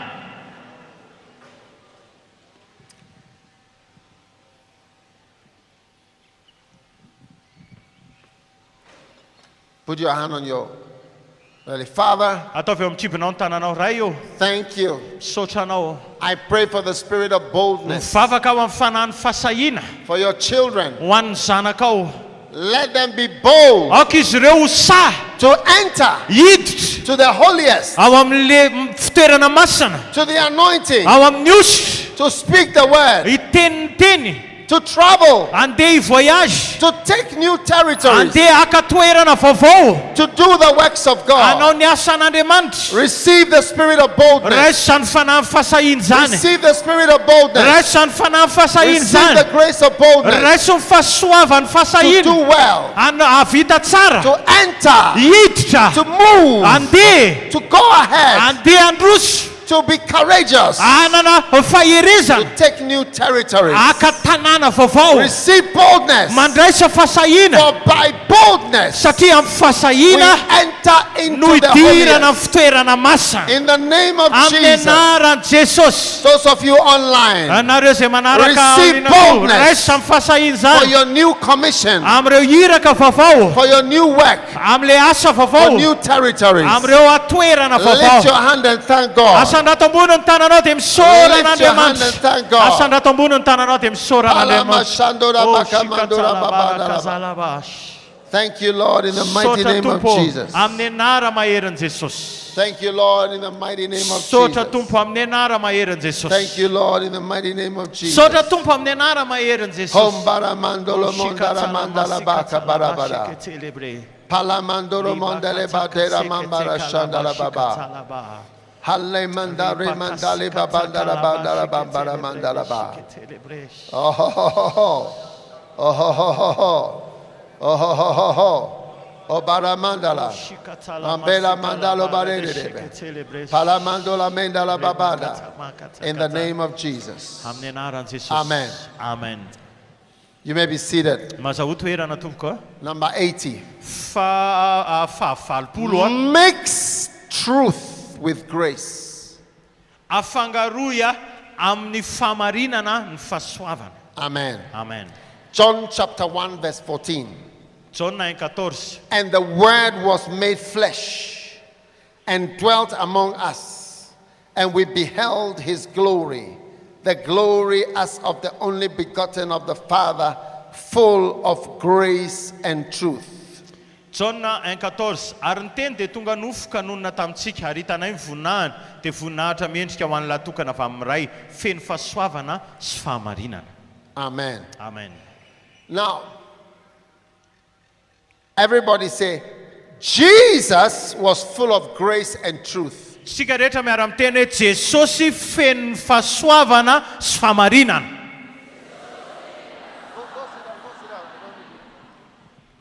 Amen. Amen. Jesus was full of the truth and also of grace. Jesosy dia feno fahamarinana sy fahasoavana. Lift your hand and say, I receive Atsanato ny tananao dia teneny hoe raisiko grace and truth. fahasoavana sy fahamarinana. Amen. Amen. Come and sit in your place. Come and sit in your place. Musicians. Now, grace and truth Fahasoavana sy fahamarinana is very important. dia tena zavatra lehibe. You see, in the ministry, Ao amin'ny asa fanompona we have what is true, misy ny hoe marina but we also have grace. dia misy ihany koa ny fahasoavana. Without truth and grace, you will not have followers. Raha vao tsy manana fahasoavana sy fahamarinana ianao dia tsy hanana mpanaradia. You wipe out most of your followers. Hoe soronao miala daholo ny akamaroan'ny mpanaradia anao. Psalm 130 verse 3. Salamo 133. If thou, Lord, should mark iniquities, O Lord, who shall stand? Raha mandinika heloko ianao Jehovah ho iza no ahajanona. Amen. Amen. 4 examples of how to use grace with truth. Ohatra efatra ampiasaina ny fahasoavana sy fahamarinana. Number 1, Voalohany Jesus knew the truth about Judas, but he mixed it with grace. Jesosy dia nafantatra ny marina mahakasika ny Jodasy fa natambany tamin'ny fahasoavana zany. Amen. Amen. Jesus could have moved against Judas from the beginning, Jesosy afaka niala tamin'ny Jodasy hatrany am-boalohany. because the Bible says Jesus knew from the beginning who would betray him. Satria Jesosy nalala hatrany am-boalohany hoe iza ny hamadika azy. Grace is where you give somebody an opportunity to change, an opportunity to hear the word, an opportunity to have experiences that should change the person. Ny fahasoavana dia manome fahafahana ny olona ray mba hiova, manome fahafahana ny olona ray handre ny tenin'Andriamanitra, manome fahafahana ny olona ray mba hiova tanteraka. Amen. Amen. God is giving you grace. Andriamanitra manome anao fahasoavana. If you are Judas and you are here, Raha Jodasy ianao ka eto, if you are Judas and you are watching, raha Jodasy ianao ka mijery, the truth is that you are Judas. ny marina dia hoe Jodasy ianao. But Jesus mixes grace with the truth Fa Jesosy nanambatra ny fahasoavana niaraka tamin'ny marina. so that you have an opportunity to change. Amin'izay ianao mba manana fahafahana mba hiova. Judas, Jodasy a? Judas, Jodasy, why don't you change? manina ianao tsy miova? Why don't you turn? Manina ianao raha mba miova? Why don't you turn? Manina ianao mba miova? Jesus told the disciples, there were only 12 of them. He said, one of you is going to betray me. Ozy izy Jesosy mantsy mpianany 12, mpianany 12, ray aminareo nge ozy izy hamadika ahy e. He told Judas to his face. Niteneny mivantana Jodasy. Holy Communion, one of the things of Holy Communion is that it uncovers Judas. Ny zavatra ray a mahakasika ny fanasan'ny tompo dia ohatrany hoe naneo an'i Jodasy, nanala ny sarona teo amin'ny Jodasy le izy. The table of the Lord, Ny latabatry ny tompo it reveals the Judases. naneo an'le Jodasy At the deep communion, tao anatin'le communion lalina. Judas is exposed. Dia tonga dia niseho mibaribary Jesus Jodasy. said to him, Ozy izy Jesosy mantsy anazy, one of you is going to do something horrible. ray aminareo izy hanao zava-doza. It would have been better that this person was not born. Tsara ny amin'izay olona izay ozy izy tsy ary akory. But Judas did not take that seriously. Fa tsy niraisin'ny Jodasy matotra le izy. So you see Jesus, Dia hitanao Jesosy, all through he was moving, he was looking at Judas stealing money. izy nijery an'i Jodasy mangala bola eo. Even when they were honoring Jesus, Judas was against it, and Jesus knew it. Ary na tamin'le olona nanaja an'i Jesosy ianana Jodasy nanohatra an'le izy, ary Jesosy nafantatra an'izany. Hey, number 2, Faharoa, Jesus knew the truth about Peter, but he mixed it with grace. fantatry Jesosy marina mahakasika an'i Petera fa nafangarony tamin'ny fahasoavana le izy. He knew that Peter was open to Satan. Fantany hoe Petera nge sokatra ho an'ny Satana e. Do you remember when Jesus said to Peter, Satan, get thee behind me? Tadidinareo hoe tamin'ny Jesosy niteny tamin'ny Petera hoe anivoaka ianao ry Satana. I mean, how? Fa ahoana? How can you be open to Satan? Ahoana ianao no hoe hisokatra ho an'ny Satana ohatr'izany? Some of your members and followers are open to satanic influences. Sasany amin'ireo mpanaraka anareo a, ireo mpanara-diso, ireo mpikambana aminareo nge misokatra amin'ny influence ny Satana e. Just like Peter. Tahaka ny Petera. He knew that Peter was sleeping during the prayer meeting. Fantany hoe matory fotsiny Petera mandritra ny fotoana fivavahana. But he still appointed him. Fa mbola nitendreny foana nefany. He knew the truth, but he mixed it with grace. Fantany marina fa nafangarony tamin'ny fahasoavana. Peter is lucky to have survived. Tena hoe manambita ny Petera mbola hoe tafajoro. Yes. Eny. The grace of God Fahasoavan'Andriamanitra kept Peter nitahiry amin'ny Petera from not falling away. mba tsy ho raraka.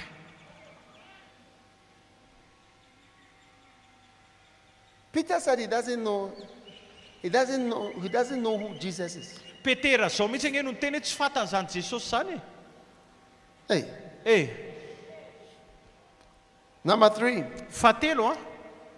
Jesus knew the truth about Thomas, Fantatry Jesosy marina mahakasika an'i Tomasy, but he mixed it with grace. fa nafangarony a tamin'ny fahasoavana zany. In John chapter 20, verse 26, John he said to 5:26. Thomas, you don't believe? Reach your fingers. Behold, put it in. And Jesus said to Thomas, because you have seen, you believe. Blessed are they that have not seen, and yet they believe. Dia tonga Jesus Jesosy, knew that Thomas did not believe. fantatry Jesosy hoe tsy mino Tomasy. Ozy izy le tenin'Andriamanitra teo. Dia tonga Jesosy rehefa voarindrina ny faravarana nitsangana teo voany nanao hoe fiadanana ho anao dia maly Tomasy ka nanao tamin'ny hoe tompoko sy Andriamanitra hoy Jesosy taminy, satria nahita ahy ianao dia nino, sambatra kosa izay tsy nahita nefa nino. Jesus knew about his 10, number 4, Jesus knew about his 10 disciples. Fantatry Jesosy mahakasika an'ireo mpianany folo lahy. His 10 disciples deserted him. Ny mpianany folo lahy nandao azy. Matthew 26 verse 56. Then all the disciples forsook him and fled. Matthieu 26:56 ary tamin'izany dia nandao azy mpianatra rehetra ka nandositra. In John 21, Peter led all the disciples to become fishermen again. Atao amin'ny Jaona faha 20 nytomy Petera indray mpianatra rehetra hiverina ho mpanjono. Jesus has turned them from being fishermen. Peter turned them back to becoming fishermen. Jesosy namadika andry zareo tsy ho mpanjono intsony, tsy ho mpanarato intsony, dia Petera indray namadika andry zareo hiverina ho mpanarato indray. What type of person is this? Karazan'olona ohatrany ahoana kay izany? Write it down. Leadership is the art of overlooking faults. Zao soraty ity zavatra ity, ny fitarihana dia le fahaizana tsy mijery ny hadison'ny hafa. Leadership is the art of overlooking faults. Ny fitarihana dia le fahaizana tsy mijery ny hadison'ny hafa. It is almost impossible to effectively lead without intentionally overlooking faults and mistakes and sins. Tsy atao no mitarika raha tsy tena hoe manapa-kevitra fanahiniana mihitsy tsy mijery ny fahotana sy ny fahadisoana sy ireo zavatra diso ataon'ny hafa. Amen. Amen.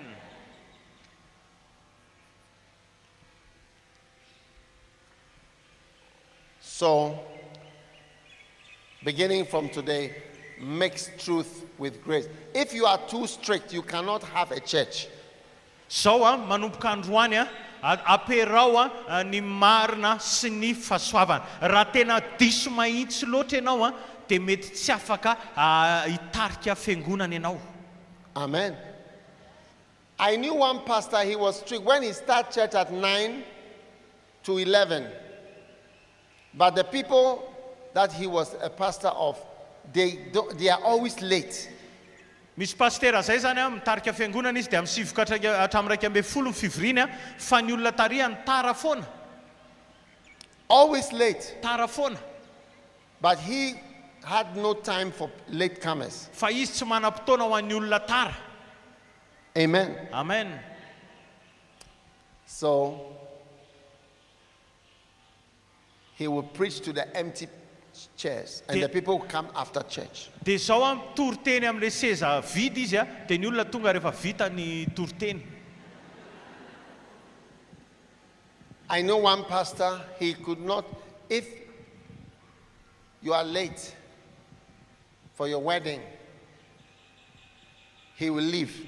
Misy pastera zay fantatro raha tara ianao amin'ny fanambadianao dia iny izy ny lasa. You are late. Tara ianao. You know sometimes the bride can be late. Misy fotoana mantsy le apakarina indraindray tara. Do you have it here too that the brides are late? Misy ohatry zany koa ve eto amintsika hoe indraindray tara le apakarina. This pastor, he will leave the church. Io pasteur io tonga dia lasa izy mandeha. 2 o'clock you are not there, it's finished. Amin'ny roa tsy tonga ianao, iny izy ny lasa vita. I know another pastor, he officiates. If you are late, he starts the wedding without you. Misy pasteur ray izay ndray fantatro raha vao tara ianao dia atombony le fanambadinana mbola tsy eo ary ianao. He does everything without you. Ataony daholo ny zavatra rehetra ny ianao tsy eo. Amazing. Tena mahavariana. You need truth with grace. Mila aperahanao any famarinana sy ny fahasoavana. Amen. Amen. Chapter 82. Chapitre 82. Carefully choose your mentors. Fidio apamalinana reo hitaizanao. Choose the person you look up to. Andana safidio le olona ohatrany hoe hiandrandranao. Carefully. Hoe apamalinana tsara mpitandremana. John chapter 1 verse 35. John 9:35. Again the next day after John stood and 2 of his disciples, and looking upon Jesus as he walked, he saith, Behold the Lamb of God. And the 2 disciples heard him speak, and they followed Jesus. noho ny apitsony indray dia nijanona Jaona sy ny mpianany roalahy ary nijery an Jesosy nitsangatsangana izy ka nanao hoe indro ny zanak'Andriamanitra ary ireo mpianatra roalahy ireo rehefa nandre azy ny teny dia nanaraka an Jesosy. Amen. Amen. Now, a mentor is an advisor, a guide, a counselor, a teacher, a shepherd. Ny mpitarika na hoe mpitaizanao zany dia olona mpanoro hevitra anao olona mpiay anao olona mpitarika anao zany zany ny atao hoe olona mpitaizanao. I want you to look at John chapter 1 verse 37. It says, the two disciples heard him speak and they followed Jesus. Jereo am'le andiny fafito amby telopolo an'le Jaona toko voalohany teo hoe ary ireo mpianatra roalahy izy rehefa nandre azy ny teny dia nanaraka an Jesosy. Wow. Wow. Imagine that. Efero ange zany These people ireo olona ireo were disciples mpianatra of John. mpianatra Jaona. And when they heard Jesus speaking, Fa rehefa eny Jesosy ny teny when they heard Jesus speaking, rehefa eny Jesosy ny teny they decided to follow Jesus. dia tapa-kevitra zareo hanaraka an Jesosy. They made Jesus their mentor. Nataony hoe Jesosy zany mentorony zareo na hoe mpitaiza azy. And the person they would follow or listen to. Dia le olona ho arahan'izy ireo sy ho henony. Amen. Amen. Now, Sao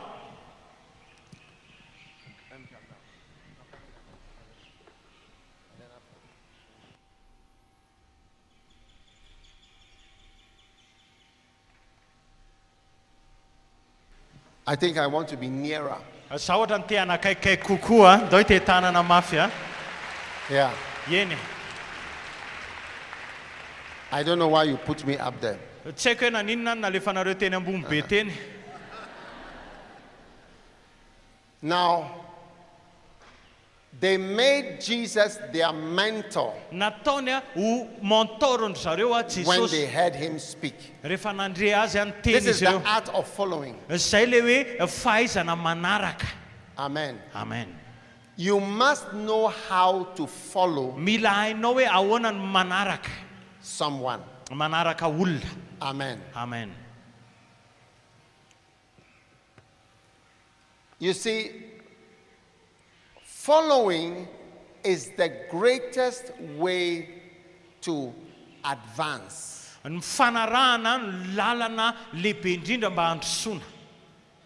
If you want to catch up with someone who is ahead, the way is to follow. Raha tianao ho tratra reny olona any aloha be nandeha lavitra ireny dia ny lalana dia mila mahay manaraka ianao. Following is higher than teaching, Ny fanarahana dia learning in a classroom. ny fanarahana dia lehibe lavitra noho ny hoe mianatra any an-dakilasy fanarahana. Why do I say that? Because Jesus Christ taught his disciples by making them follow. Following was the strategy to make them to learn. Zao Jesosy Kristy ny teny tamin'ny mpianatra ny paikady nampiasain'i Jesosy dia mifanarahana nampiasain'i Jesosy mba hahatonga an'izy ireo hianatra manaraka. Manaraka. Yes sir. Manaraka. Is that following? Yeah, yes sir. Yes. Fahaiza manaraka zany ny titran'iny boky iny Yeah. Eny. You know, I'm a medical doctor. Za koa dokotera medikala. When you are going to operate on somebody or learn how to operate, Rehefa andidy olona ray ianao na hoe hianatra andidy olona ray the way you teach is not by reading a book. dia ny fomba fampianarana tsy mamaky boky. You can never read a book and know how to do surgery. Ianao tsy afaka hoe hamaky boky dia hay andidy. We have 3 steps. Misy dingana telo It says, watch one, mijery aloha voalohany assist one, dia manampy amin'ny faharoa do one. dia manao anankiray amin'izay.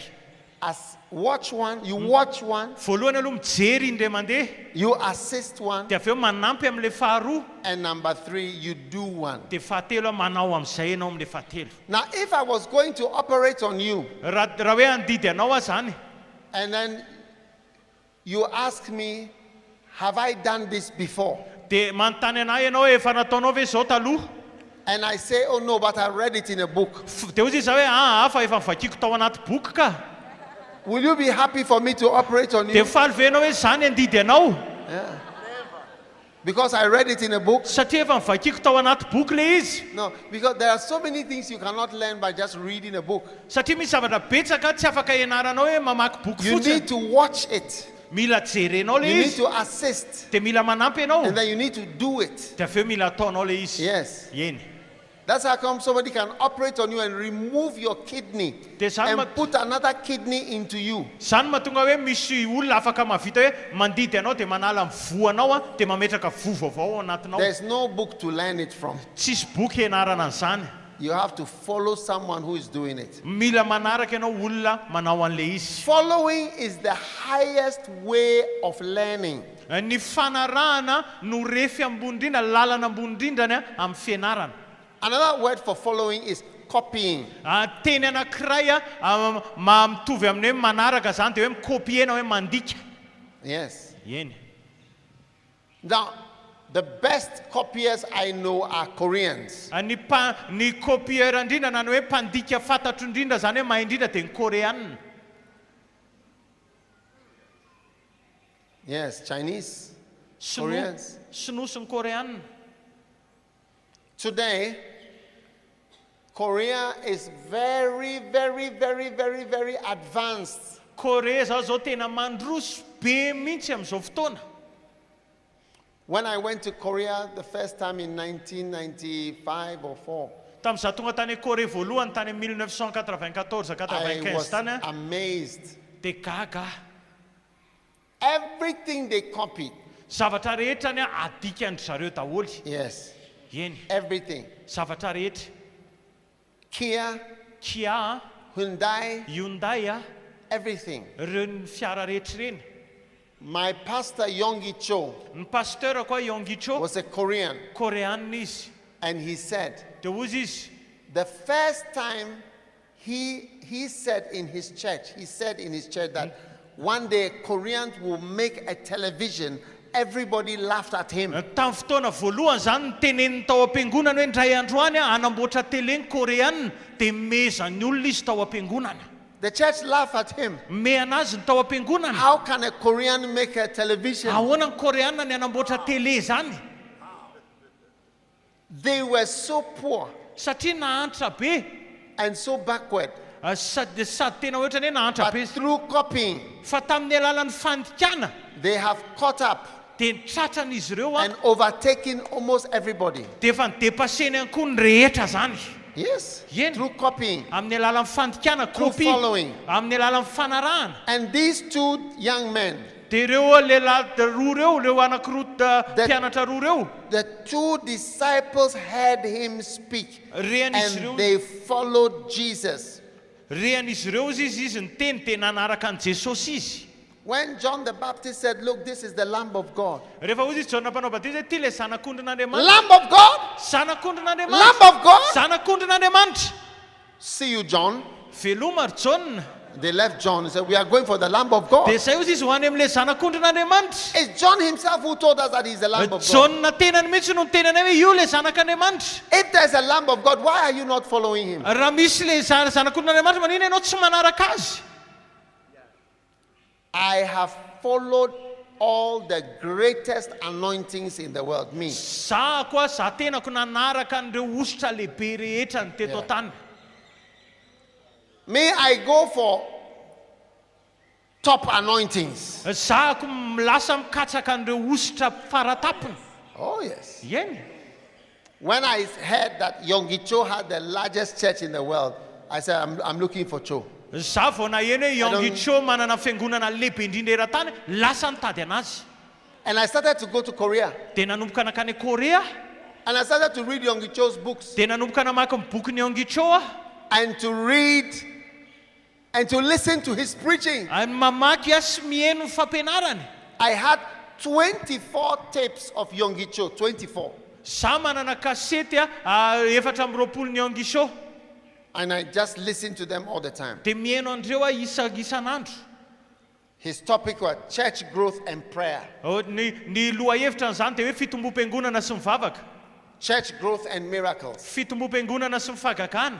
church growth and good administration, Fitombom-piangonana sy fitantanana tsara. church growth and a cell system, Ny fitombom-piangonana sy ny vondrom-bavaka. church growth and miracles. Ny fitombom-piangonana sy ny fagagana. I started to follow him Nanomboka nanaraka azy aho.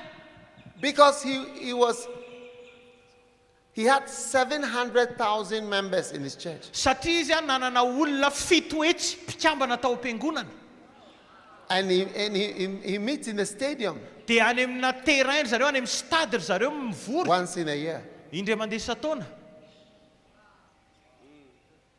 Now we also meet in the stadium. Zay koa zao miona Our ao amina national terrain- stadium. ao amin'ny terrain national anay. Yes. Copying makes you to catch up. Fandikana, ianao rehefa mandika mahatonga anao ahatratra. Yes. Eny. Become a good spiritual copycat. Engane ianao zao ho lasa mpandika tsara amin'ny ara-panahy. Then I saw Benny Hinn. Hitako amin'izay koa Benin. There is no one who knows the anointing more than Benny Hinn. Tsisy mahay ny ositra mihoatra no Benin zany. So I started to follow him Dia nanomboka nanaraka azy aho. because I want to be anointed. Zaho mantsy mateo ho voaositra koa. Amen. Amen. Don't you want to be anointed too? Ianao koa ve mba tsy te ho voaositra? Don't you want to be anointed? Ianao koa ve tsy mba te ho voaositra? You have to choose your mentors very well. Mila misafidy an'ireo mpitaizanao ianao tena Choose misafidy them. tsara. Dana safidio. Choose them. Safidio tsara. Choose them. Safidio. The Bible says, and the two disciples heard him speak and they followed Jesus. Ozy izy ary ireo mpianatra roa izy nahenao anazy ny teny ary nanaradia azy. I can predict your future by looking at the person you are following. Za afaka miteny no avinao amin'ny fijereko fotsiny hoe iza ny olona rahanao. Yes. Eny. So today I'm enjoying the anointing Ka androany aho zao mifaly ao ambanin'ny ositra in many ways. amin'ny fomba maro isan-karazany. yes. Eny. Oh, yes. Eny. One time I went to a country in West Africa. Ndray andro zay anakany amina firenena tany Afrika andrefana. When I finished preaching there, we had a miracle service there. They said a grand marabout, that is a big magician, has come to Dia rehefa nandeha le Senegal. fivorina dia vita amin'izay le izy dia ozy izy ny olona hoe misy grand marabout izy izy na hoe magicien lehibe tonga eto tany Senegal izy zany. Eh. They were calling me a big magician. Natsondro zareo aho hoe magicien ngeza be mpanao magie goavana. Because we were praying for the sick Satria mivavaka ho amin'ny marary zay. and people were being healed. Dia sitrana ny olona. Receive the anointing of the Holy Spirit on your life. Raisa ny ositra mifanamasina zany amin'ny fiainanao. Choose your mentors very well. Safidio tsara ary ireo olona hitaizanao. I can see your future Afaka hitako no avinao. when I see who you are following. Rehefa hitako hoe iza ny olona rahanao. Amen. Amen. When I saw Bunky Rehefa mahita ny banke doing crusades in Africa, manao croisade eraky Afrika. I also decided to follow him. Dia zana nanapa-kevitra hanaraka azy. Yes. Eny. Just as those two disciples Taka an'ireo mpianatra took a roa reo. decision to follow Jesus. Na nanapa-kevitra hanaradian'i Jesosy. Disciples, leadership, you have to take a decision on whom you are following. Mpianatra nareo mpitarika mila manapa-kevitra ianao hoe mandray mpanapa-kevitra izy anao rahanao. Most African countries look like African countries. Ny firenena afrikanina rehetra dia mitovy amina firenena afrikanina hafa, mitovitovy daholo. Because we are mostly copying our neighbors. Satria tsika dia mandika an'ireo le mpifanolo-bodirindrina amintsika. Hey, most European countries look like European countries. In fact, you can't even tell the difference between Germany, Holland, France, Italy, Norway. Everything looks the same. Rehefa any Europa ihany koa ianao any firenena Europeana dia mitovitovy daholo satria mifandika zareo tsy hitanao ary amin'ny teny fahasamihafana ohatrany hoe France, Allemagne, Norvège sy ny sisany. Because it's what we see around us Satria zany ny hita manodidina that we follow. dia zay ny arahantsika. Ghana looks like Nigeria. Ghana mitovy amin'ny Nigeria, It looks like Togo, mitovy amin'ny Togo, like Benin. mitovy amin'ny Benin, It looks like Côte d'Ivoire. mitovy amin'ny Côte d'Ivoire. Very similar. Mtuf. All our countries are the same. Mitovitovy daholo le firenena rehetra. Ghana doesn't look like England. Ghana tsy mitovy amin'ny Angleterre akory. England looks like Germany. Nefa ny Angleterre mitovy amin'ny Allemagne. I don't know who Madagascar looks like. Tsy haiko hoe mitovy amin'izy Madagaskar.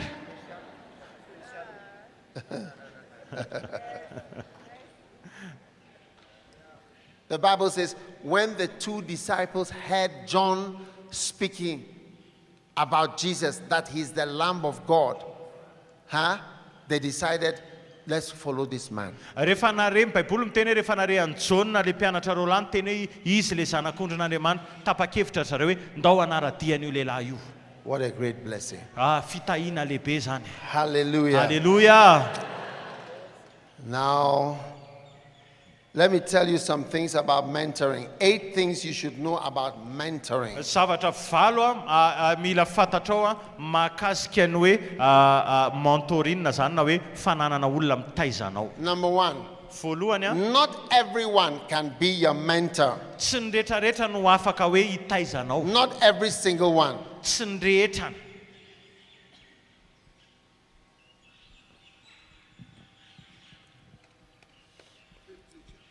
One time I was about to follow a man of God, and God showed me a stop sign. I saw in the realm of the spirit a sign which says stop. Za zany nisy taona andeha hanaraka mpanompon'Andriamanitra zay, dia tao amin'ny tontolo ara-panahy tonga dia nahita plaque stop, ohatran'ireny le plaque stop reny zany, tonga dia hitako hoe stop. And I felt in the realm of the spirit that the Lord did not want me to follow this person in a certain way. Dia tsapako tao amin'ny tontolo ara-panahy hoe tsy tian'Andriamanitra ako hanaraka n'io lehilahy io amin'ny fomba manokana. Number 2, Faharoa, you can be mentored by somebody from afar. ianao afaka manana mentor, afaka tezain'ny olona zany ianao avy lavitra, olona any lavitra any no ohatran'ny hoe mentornao. Almost everybody who has mentored me has not lived in my country but lives somewhere else, and the person has mentored me without knowing me. Dia zao ny akamaroan'ny olona ohatran'ny hoe nitaizana ara-panahy izy dia tsy mipetraka tao amin'ny firenena misy anahy fa avy lavitra daholo zareo, ary ny akamaroany ara tsy mahafantatra anahy akory. Those of you watching online Nareo izay mijery mivantana from afar, avy lavitra, I tell you, teny anareo when you listen to preaching, rehefa mihaino toriteny you must know that God is advising you. hoe Andriamanitra, rehefa mihaino toriteny ianao dia mila fantatra hoe Andriamanitra manoro hevitra God anao, is speaking to you. miteny aminao Andriamanitra. Most of the time, Matetika you will not have somebody directly talking to you. tsy hanana olona ianao hiteny mivantana aminao. And many of us will be offended if you were told the truth. Dia maro amintsika ny tafitohana raha tenenina marina. So you have to listen to it from preaching Fa mila heninao avy any amin'ny toriteny le and izy, hear the Spirit telling you something. dia mandre ny fanahy miteny zavatra anao. Yes. Eny. If I want to sit with you and tell you that you are a hypocrite, you'll be angry with me. Raha mipetraka So I've preached about hypocrisy so that you apply it to yourself. miara-mipetraka aminao aho zao dia miteny aminao hoe ianao mpihatsara-belatsia dia ho tezitra ianao, fa mitoriteny mahakasika ny fihetsaram-belatsia dia inonao le izy dia ampiarinao amin'ny tenanao. Number 3, your future can be predicted by looking at your mentor. Ny ho avinao dia afaka nolazaina meloha rehefa mijery hoe iza ny mentornao. Number 4, you can be mentored to a greater or lesser extent by a person, and it depends on you. Afaka ho taizaina ho lehibe na kely ianao fa miankina amin'ny hoe ahoana ny fanakekezanao an'le olona hitaizanao na le mentornao zany. Yes. Eny.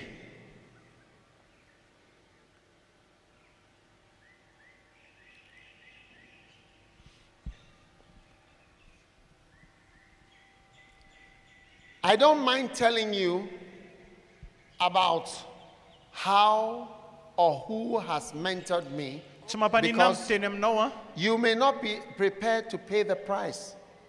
tsy mampanina miteny aminao hoe iza no nitaizana ny mentorko zany, satria ianao mety hoe tsy vonandohan'le vidin'le izy.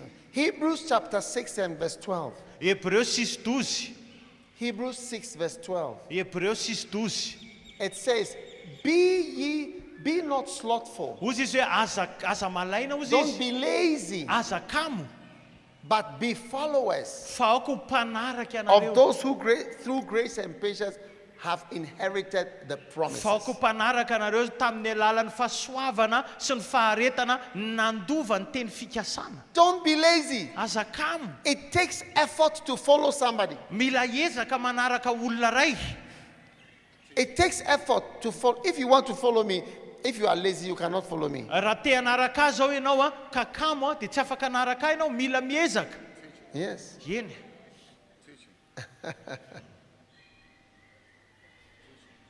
Oh, yes. Eny.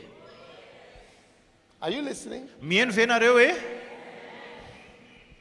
Number 5, almost every Bible character had a mentor. Ny akamaroan'ny olona ao amin'ny baiboly rehetra na dia nanana mentor na mpitaiza.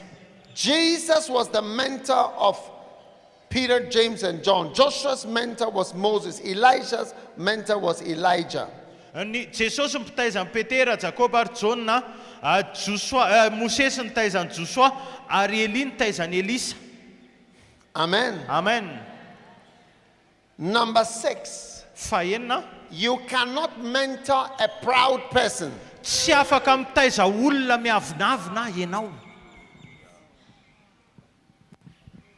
A proud person cannot learn. Ny olona miavinavina tsy afaka mianatra.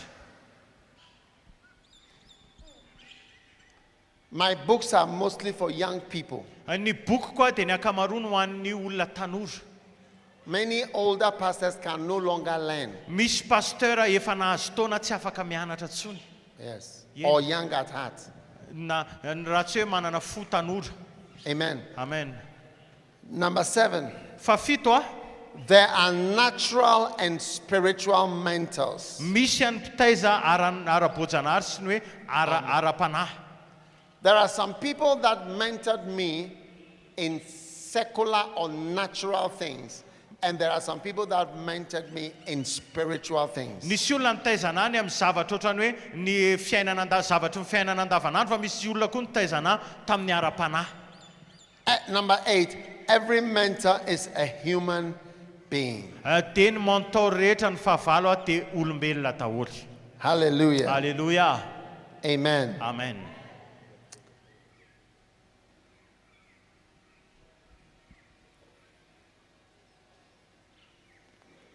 Now, finally, Farany a, farany. find number 84, find solutions and solve problems. Farany a, faefatra amin'ny valopolo, toko faefatra amin'ny valopolo a, mitedava vahaolana ary vahao a ny olana. A leader must solve the problem. Ny mpitarika mila mamaha olana. Don't send us excuses. Aza manome anay felatsiny. Solve the problems. Vahao le olana. Solve the problems. Vahao le olana. Solve the problems Vahao le olana. of your mission. Am'le iraka ao. This is the art of leadership. Zany any fahaiza mitarika. If you are elected Raha voafidy ianao to be the leader, hoe ianao ny mpitarika, it means we are electing someone who come and solve the problems we have. dia ny dikan'izany dia hoe mifidy olona zay a hamary olana zay mety ho anananay. We are not electing somebody who will tell us that all the problems we have are caused by somebody else. Tsy mila olona zay ho vidinay ka hiteny aminay ny problème rehetra anananay dia vokatry ny olon-kafa. How does that help us? Inona ny hanampiana tsisy fanampiana ho anay zany? Sometimes when I send people, go and do this, and the person will come and give me 10 reasons why it couldn't be done.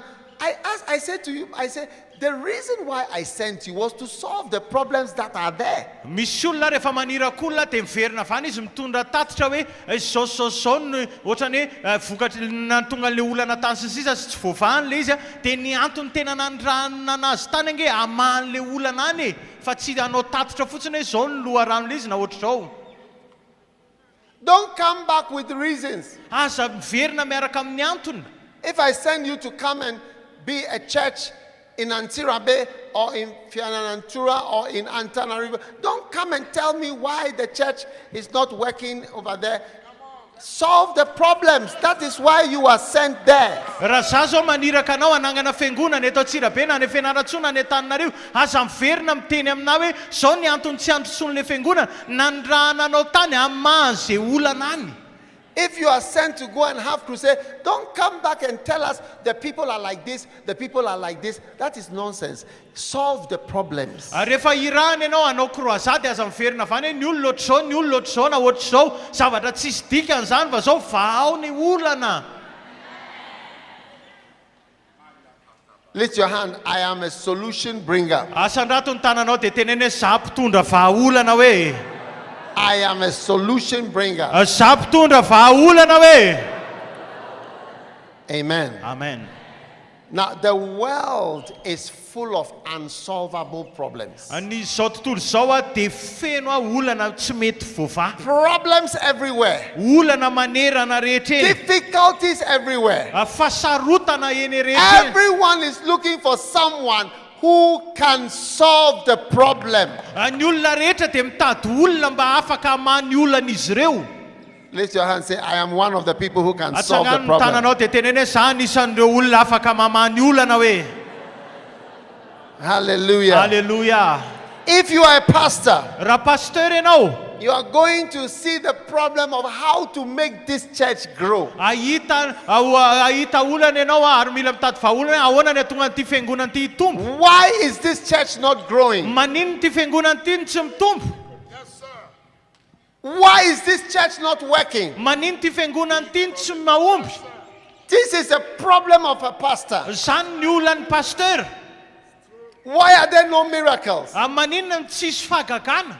Why is there no money in the church? Maninona no tsisy vola ao am-piangonana? This is the problem. Zany ny olana. You are supposed to solve. Don't tell me why. You solve it. Aza miteny ana ny antony ianao nitendrena amahan'le izy. Aza miteny ana hoe inona ny antony fa ianao nitendrena amahan'le izy. 10 problems that great leaders solved. Olana folo zay vahan'ny Number one. Mpitarika lehibe. Voalohany, Isaac solved the problem of famine Isaka namahan'ny olan'ny mosary that occurred in his time. zay niseho tamin'ny androny. Isaac sowed in the land and received in the same year 100-fold, and the Lord blessed him. Tena mafy tamin'izany tany zany Isaka ka nahazo zato eny tamin'izany taona zany satria efa nitahiany Jehovah izy. I'll not read the verses. You go and don't forget, get the WW. You can have all the notes are in the book. Ao anatin'le boky daholo atao anatin'ity boky ity ny noty rehetrany dia aza adino zany le www.dagboky.org. Ao daholo le boky rehetrany. Dia tonga dia misy hoe télécharger dia tonga dia afaka téléchargena. Ty misy an'le fampianarana rehetra androany ty le hoe ny fahaiza mitarika ty voasoratra daholo le resaka rehetra teo. 100% free. Zato isanjato gratuit zany maimaim-poana. Every single book. Ireo boky rehetra Do you reo. know why I did this? Hainao hoe manina manao an'izany? Because I want to solve the problem of people getting the books easily. Za manao an'izany satria tiako vahana ny olona mba azo an'le boky mora foana. A leader must solve the problem. Mpitarika tsy maintsy mamaha olana. Yes. Eny. And the problem of some people not have enough money to buy this one. Dia zao ny olona sasany tsy ampy ny vola ny azahoana reto le boky Yes. hard copy reto zany. Amen. Amen. So I will not read the verses, but I'll read the points. Dia zao le teboka no vakiako fa tsy vakiako tsony le andiny Soratra Masina. Moses solved the problem of having no laws of the government. Zao Mosesy namaha olana zany tamin'ny tsy fananana lalàna voasoratra sy raha fipitantanam-panjakana. Joshua solved the problem of being trapped in the wilderness by Joshua taking the people out of the wilderness. Joshua namaha olana nitondra ny olona mivoaka tany tany efitra satria izy voatazona tany eny efitra. King David solved the problem of Goliath. Mpanjaka Davida namaha ny olana Goliath, namaha ny olana tamin'ny Goliath. Joseph solved the problem of the coming famine. Josefa namaha ny olana tamin'le mosary ho avy. Joseph solved the problem of managing the wealth of Pharaoh. Josefa namaha olana tamin'ny fitantanana ny hareny Farao. Solomon solved the problem of finding a permanent worship place for the people of God. Solomon namaolana hoe nanao toerana ahafahan'ny olona mekohaka eo anatrehan'Andriamanitra maharitra. Nehemiah solved the problem of the broken temple. Nehemia nitady vahaolana tam'le tempoly rava. Daniel solved the problem created by Nebuchadnezzar's dreams. Daniel nitondra vahaolana tam'le olana firon'ny nofon'ny Nebukadnezar. Amen. Amen. All these great people, they always solved some problem. Reo olona lehibe rehetra reo tena mahaolana hatrany. When Pharaoh had a dream, Rehefa nanana nofo Farao, Joseph came along. dia tonga avy any Joseph. I will help you. Hanampy anao aho This is sisa. the meaning of the dream. Zao ny dikan'le nofy. When the dream explained, Rehefa famine vos- is coming. Rehefa voazava le How nofy hoe can tonga we mosary. overcome it? Ahoana ny andresena azy? Joseph solved that problem. Dia mivahany Joseph le izy. Receive the anointing to solve problems. Raiso le ositra mahaolana. No matter how extensive the problem is, Na motry ny ahoana ara ny alehibe an'le olana, we are making you a leader so that you solve the problem. ianao natao mpitarika dikan'izany ho voavahanao ny olana. Amen. Amen. Now, I want to give you the master key to solving problems. Tiako menanao zany zao ny lakile lehibe amahana ny olana. Do you want to know the master key? Tianareo fantatra ve zany e? The master key to, Lakile lehibe, the amahana. master key to solving problems. Doctor, Lakile lehibe do you amahana ny have this olana. book here? Wisdom is the principal thing. The master key to solving a problem is wisdom. Ny lakile lehibe amahana ny olana dia fahendrena. Wisdom is the principal thing for your ministry. Ny fahendrena ny zavatra lehibe indrindrany amin'ny asa fanomponao. I have a book called Wisdom is the principal thing for your ministry. Manana boky iray izay hoe fahendrena ny zava-dehibe indrindrany ho an'ny asa fanomponao. Yes. Eny. Wisdom. Fahendrena. Wisdom. Fahendrena. Wisdom is the principal thing for your ministry. Fahendrena ny zavatra lehibe indrindrany ho an'ny asa fanomponao. The Bible says wisdom is the principal. Ozy izy ny baiboly hoe ny fahendrena ozy izy ny zava-dehibe indrindrany. Yes. Eny. Wisdom is the principal thing. Fahendrena ny zava-dehibe indrindra. Proverbs chapter 4 verse 7. Ohabolana 4:7. Wisdom is the principal thing. Fahendrena ny zava-dehibe indrindra. Therefore get wisdom, Ka noho izany mazaho fahendrena. and with all thy getting get understanding. Ary ny amin'ny fanananao rehetra mazaho fahalalana. Do you see the problem you have? Hitanao le olana nananao? Do you see the problem of your ministry? Hitanao ny olana ny asa Do you see fanomponao? the problem you are facing? Hitanao le olana trehanao? Do you see what you are struggling with? Hitanao le mampitototo anao? Wisdom is the principal thing. Fahendrena ny zava-dehibe indrindrany. In other words, wisdom is the main thing that you need for your ministry. Dikan'izany amin'ny teny anankiray dia hoe fahendrena no zavatra voalohany indrindra ilainao amin'ny asa fanomponao. It's the main thing you need to solve the problem that you are having in God, in ministry, in secular life, in the nation. The main thing is wisdom. Fahendrena no zavatra voalohany indrindra ary zava-dehibe indrindra amin'ny amahanao le olanao amin'ny asa fanomponao, amin'ny fiainanao maha-olona andavanandro anao, amin'ny asa ny fiangonana sy ny sisa zany. Fahendrena ny zava-dehibe indrindra. You see the problem in your marriage. Hitanao ny olanao amin'ny fanambadianao. You see the problem in your personal life. Hitanao ny olana amin'ny fiainanao manokana. You see there is a solution. Misy vahaolana ny amin'izany. Believe me. Inoa. You know, one day we were building something in the church. Nisy fotoana nanangana zavatra izay tao am-piangonana. And we did something underground. Tena nanao zavatra izay zany tany ambanin'ny tany. And when I stood there Dia rehefa nijoro teo with the engineer, niaraka tamin'ny ingénieur, I said, dia hozy izy zah, how are we going to do this? ahoana ny anaovana an'izao? It's too long. Lava loatra. It's too long Lava loatra. to cover it. Hoe lava loatra ny anaromana azy. You know what he said? Dia hainao ny teneniny. He said, to every engineering problem, there is an engineering solution. Dia zao ny teniny ho amin'ny olana rehetra amin'ny resaka ingénieur zany dia misy vahaolana foana ho an'ny ingénieur. To every engineering problem, there is an engineering solution. Ho an'ny olana amin'ny resaka ingénieur rehetra zany dia misy vahaolana foana koa ny amin'izany. To every ministry problem, there is a ministry solution. Ho an'ny olana rehetra amin'ny asa fanompona dia misy vahaolana foana koa amin'izany ao amin'ny asa fanompona. To every marriage problem, there is a marriage solution. Ho an'ny olana ara-panambadiana dia misy vahaolana ara-panambadiana ihany koa. Yes? Eny. Some of you wonder, how can my marriage work? Misy sasany aminareo mieritreritra ahoana ary ny ampahomby ny fanambadiako. How many know marriages that are not working? Not yours, but you know of somebody whose marriages are not working. Firy aloha zany malala hoe misy fanambadiana tsy mandeha zany mety hoe tsy hainao fa mahafantatra anao hoe anoany misy fanambadiana tsy mandeha fa hitanao afafay hoe ny tananao. Maybe it's yours, but you just raise your hand for somebody else. Dia mety ny anao ihany koa fa mba mananga-tananao an'ny hafa ihany koa ianao. Yes. Eny. How can it work? Ahoana ny ampahomby an'ilay izy teneniko anao. Sometimes when I look at people, I say, if you just do this and this, everything will change. Miteny amin'ny olona dia ozy izay raha manao an'ity sy ity ianao dia iova ny zavatra rehetra. To every marriage problem, Ireo olana ara-panambadiana rehetra there is a marriage solution. dia misy vahaolana koa ara-panambadiana ho Oh, an'izany. yes. Eny. Oh, yes. Eny. So, the master key Ka ny lakile lehibe indrindrany is wisdom. dia fahendrena.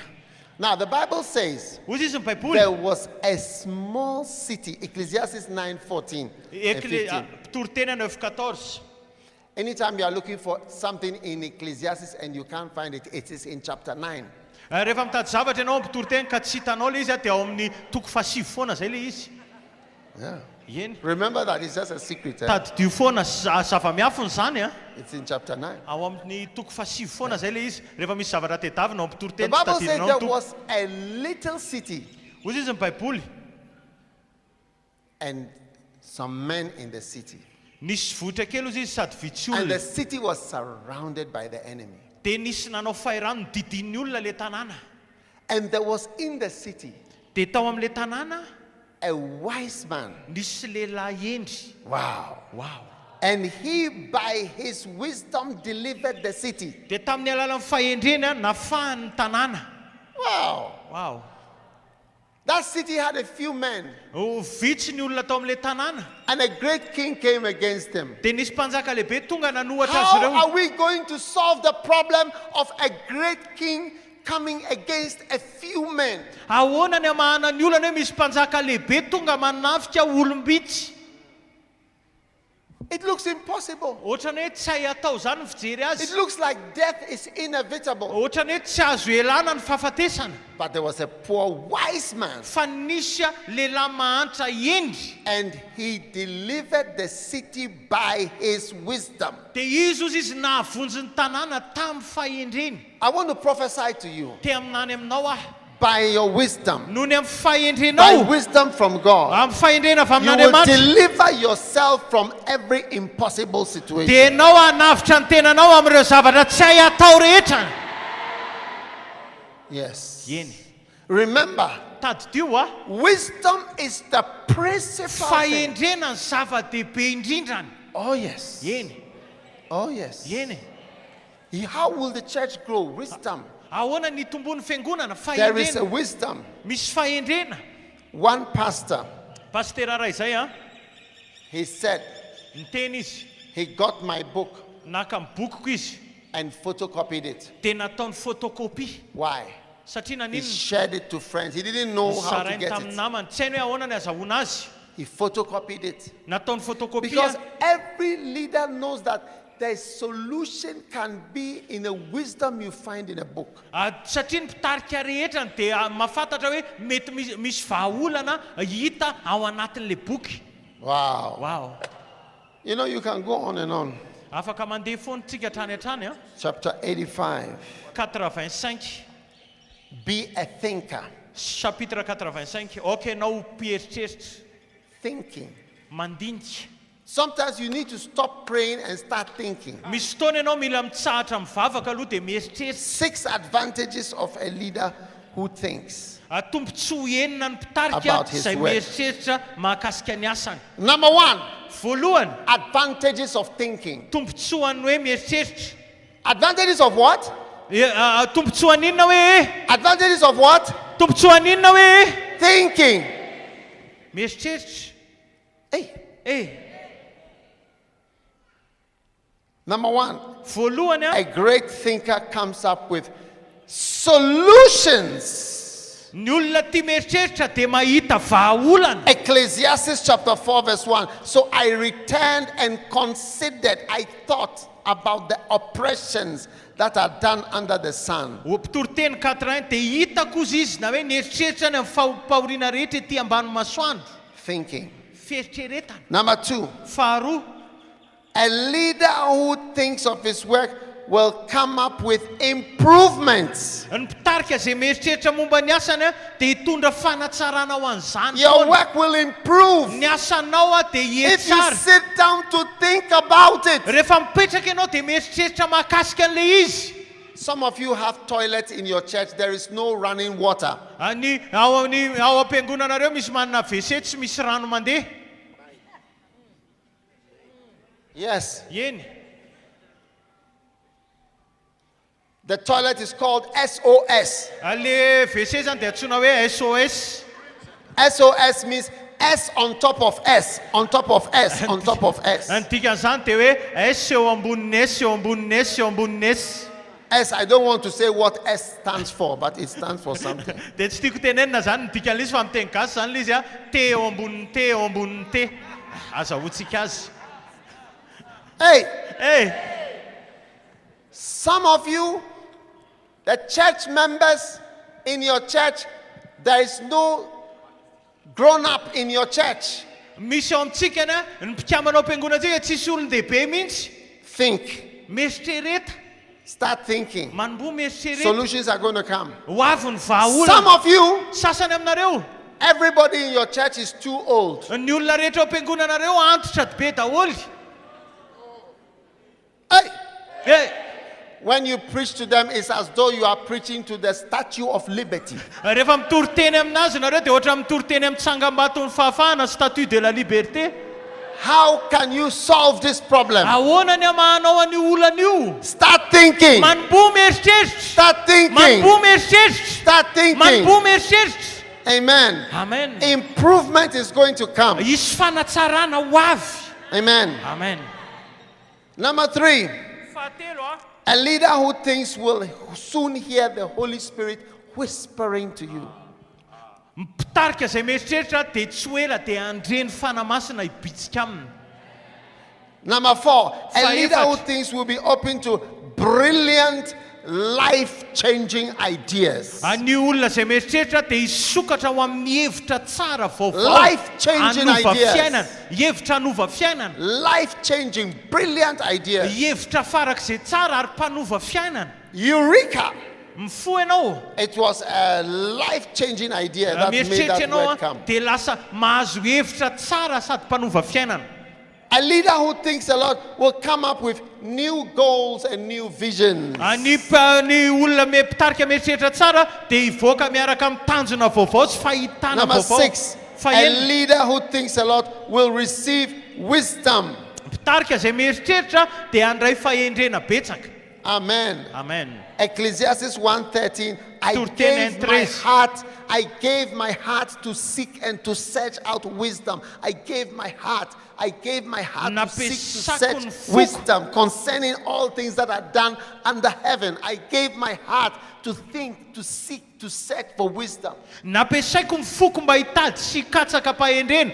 Nampiasaiko ny foko hitady sy hikatsaka hampahendrena ny zavatra rehetra izay atao ambany lanitra. Nampiasaiko ny foko hikatsaka. Start meditating Ndana manomboa misaintsaina. and thinking. Mieritreritra. You need time. Now, 3 keys to becoming a great thinker. Lakile telo tonga anao ho mpisaina lehibe. How many want to know the keys to make you a great thinker? Iza mba te halala zany lakile zany hoe atonga anao ho mpieritreritra lehibe. Yes. Eny. Key number 1, Lakile voalohany wait on God. mendrasa an'Andriamanitra. Waiting on God. Mendrasa an'Andriamanitra. When you wait on the Lord, rehefa miandry an'Andriamanitra ianao you start to think deeply dia manomboka mieritreritra lalina about things that you cannot think about when you are busy. amin'ireo zavatra tsy afaka eritreretinao rehefa sahirana ianao. Amen. Amen.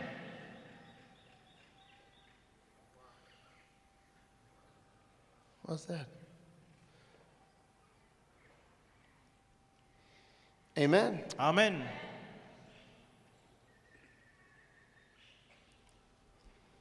Now, waiting on the Lord miandry ny tompo will make you to think about things you never thought about. mahatonga anao eritreritra zavatra tsy mbola nieritreretinao mihitsy. One day I met a multi-millionaire indray andro izay niona tamin'ny olona multimillionnaire who was a Christian. kristianina izy. He invited me to dinner dia nanasa anahy izy ary sakafo and I went. dia nandeha. And when we were at dinner, I asked him a question. dia rehefa nisakafo izay dia nanontany fanontaniana anazy aho. I said, it is unusual for a millionaire like you to be a Christian. How did you become born again? dia ozy izy za hoe tsy mahazatra ho ny hoe olona multimillionnaire ohatranao lasa kristianina ahoana nahatonga anao nateraka indray. Do you want to know what he said? tianao fantatra ve le niteneniny e? Are you sure you want to know what he tena said? tianao fantatra ve le izy? He said, ozy izy you know, one day I was arrested ndray andro ozy izy nisamborina for my crimes. noho ny raha tsy vitako zany ny eloko. He told me I was so rich. za nanakarembe ozy izy. I used to take a jumbo jet 747, the Dem tondra- biggest plane, le aeroplanina ngeza indrindra zany 787 jumbo jet reny from India to London. Only me, I mean the plane, like the one that the president of America, the big one, that What- can take 400 people. le ngeza be le mahazaka olona efajato reny dia izy reriny ao anatiny avy any Inde makany Angleterre izy reriny ao anatiny. But one day fa ndray andro I was arrested dia nisamborina and I was sent to prison. dia nalefa tany am-ponja. And he said, in prison, I had time to think dia tao am-ponja ozy izy nanana fotoana eritreretana because there was nothing to do. satria tsisy nininina tao, There was nobody to talk to. tsisy olona mba hiresahana. Then he showed me a sign with his fingers. dia naneo zavatra anahy izy miaraka nanoro anahy koa famantarana izy tamin'ny tanany. Shall I show you the sign that he showed me with his dia fingers? tianao asehoko anao ve le famantarana nataony tamin'ny tanany? I don't think you are interested. I'm going to ohatrany tsy liana Mauritius. tsana angamba ianao fa andeha ho any Maurice ka. He said, this is the sign. Can you look at me? hitanao mijereva This is the sign. He zao no said, nataony tamin'ny tanany. he said, this? Zao no nataony. No. This? Zany. He said, in prison, Any this? ponja. Zao ozy izy. No. Tsia. So this. Fa zao Yes. eny. So when he was in prison, there was nobody to talk to like this. Tsisy olona mba resahana ohatr' So zao tany he had am-ponja. to talk to Fa nila God. ohatr' zao zany ny firesana. Up, here and God. He said, that is how I got saved. Zay no natonga anahy voavonjy ozy izy. That's how I got saved. Zay no natonga anahy voavonjy. Because I stopped interacting with people and I had a time to relate Tsy with God. mifandray tamin'olona ntsony afa nanana fotoana ifandraisana amin'Andriamanitra. So, key number one to Kan lakile becoming a voalohany great thinker, atonga anao mpisaina Yes. lehibe, waiting on God. mendrasa any tompo. Even in your daily quiet time, when you are quiet waiting on God, God will speak to you. Na amin'le fotoana mangina ianao le miandry an'Andriamanitra isan'andro iny dia mendrasa an'Andriamanitra, Number Andriamanitra two. hiresaka aminao. Faharoa, Read books mamaky boky which expand your imagination and frontiers of knowledge. zay anitatra ny fisainanao sy ireo fefin'ny fahalalànao. Hallelujah. Halleluja.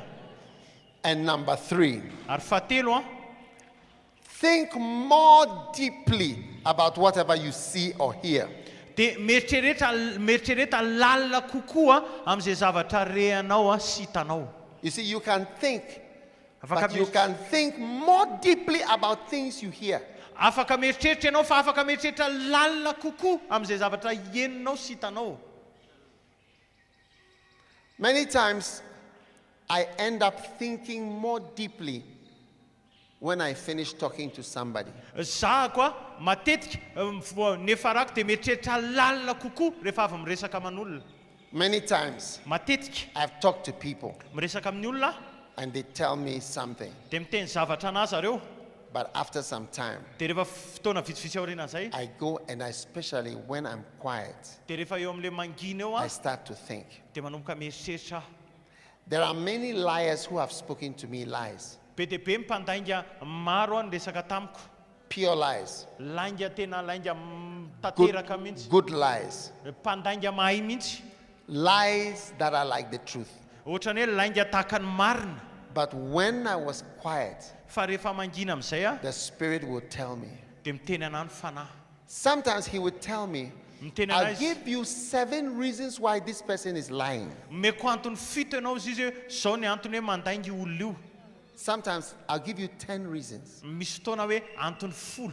And I don't know what are the 10 reasons. Dia nandray tsy fantarina le antony folo. Take your pen and start writing. Dia ozy raisy ny stylo dia manomboka Then I manoratra. start writing. Number 1, Dia manomboka manoratra. number 2, Voalohany, number faharoa. 3. Before I finish, I say 7 solid reasons why this person is telling you a cock and bull story.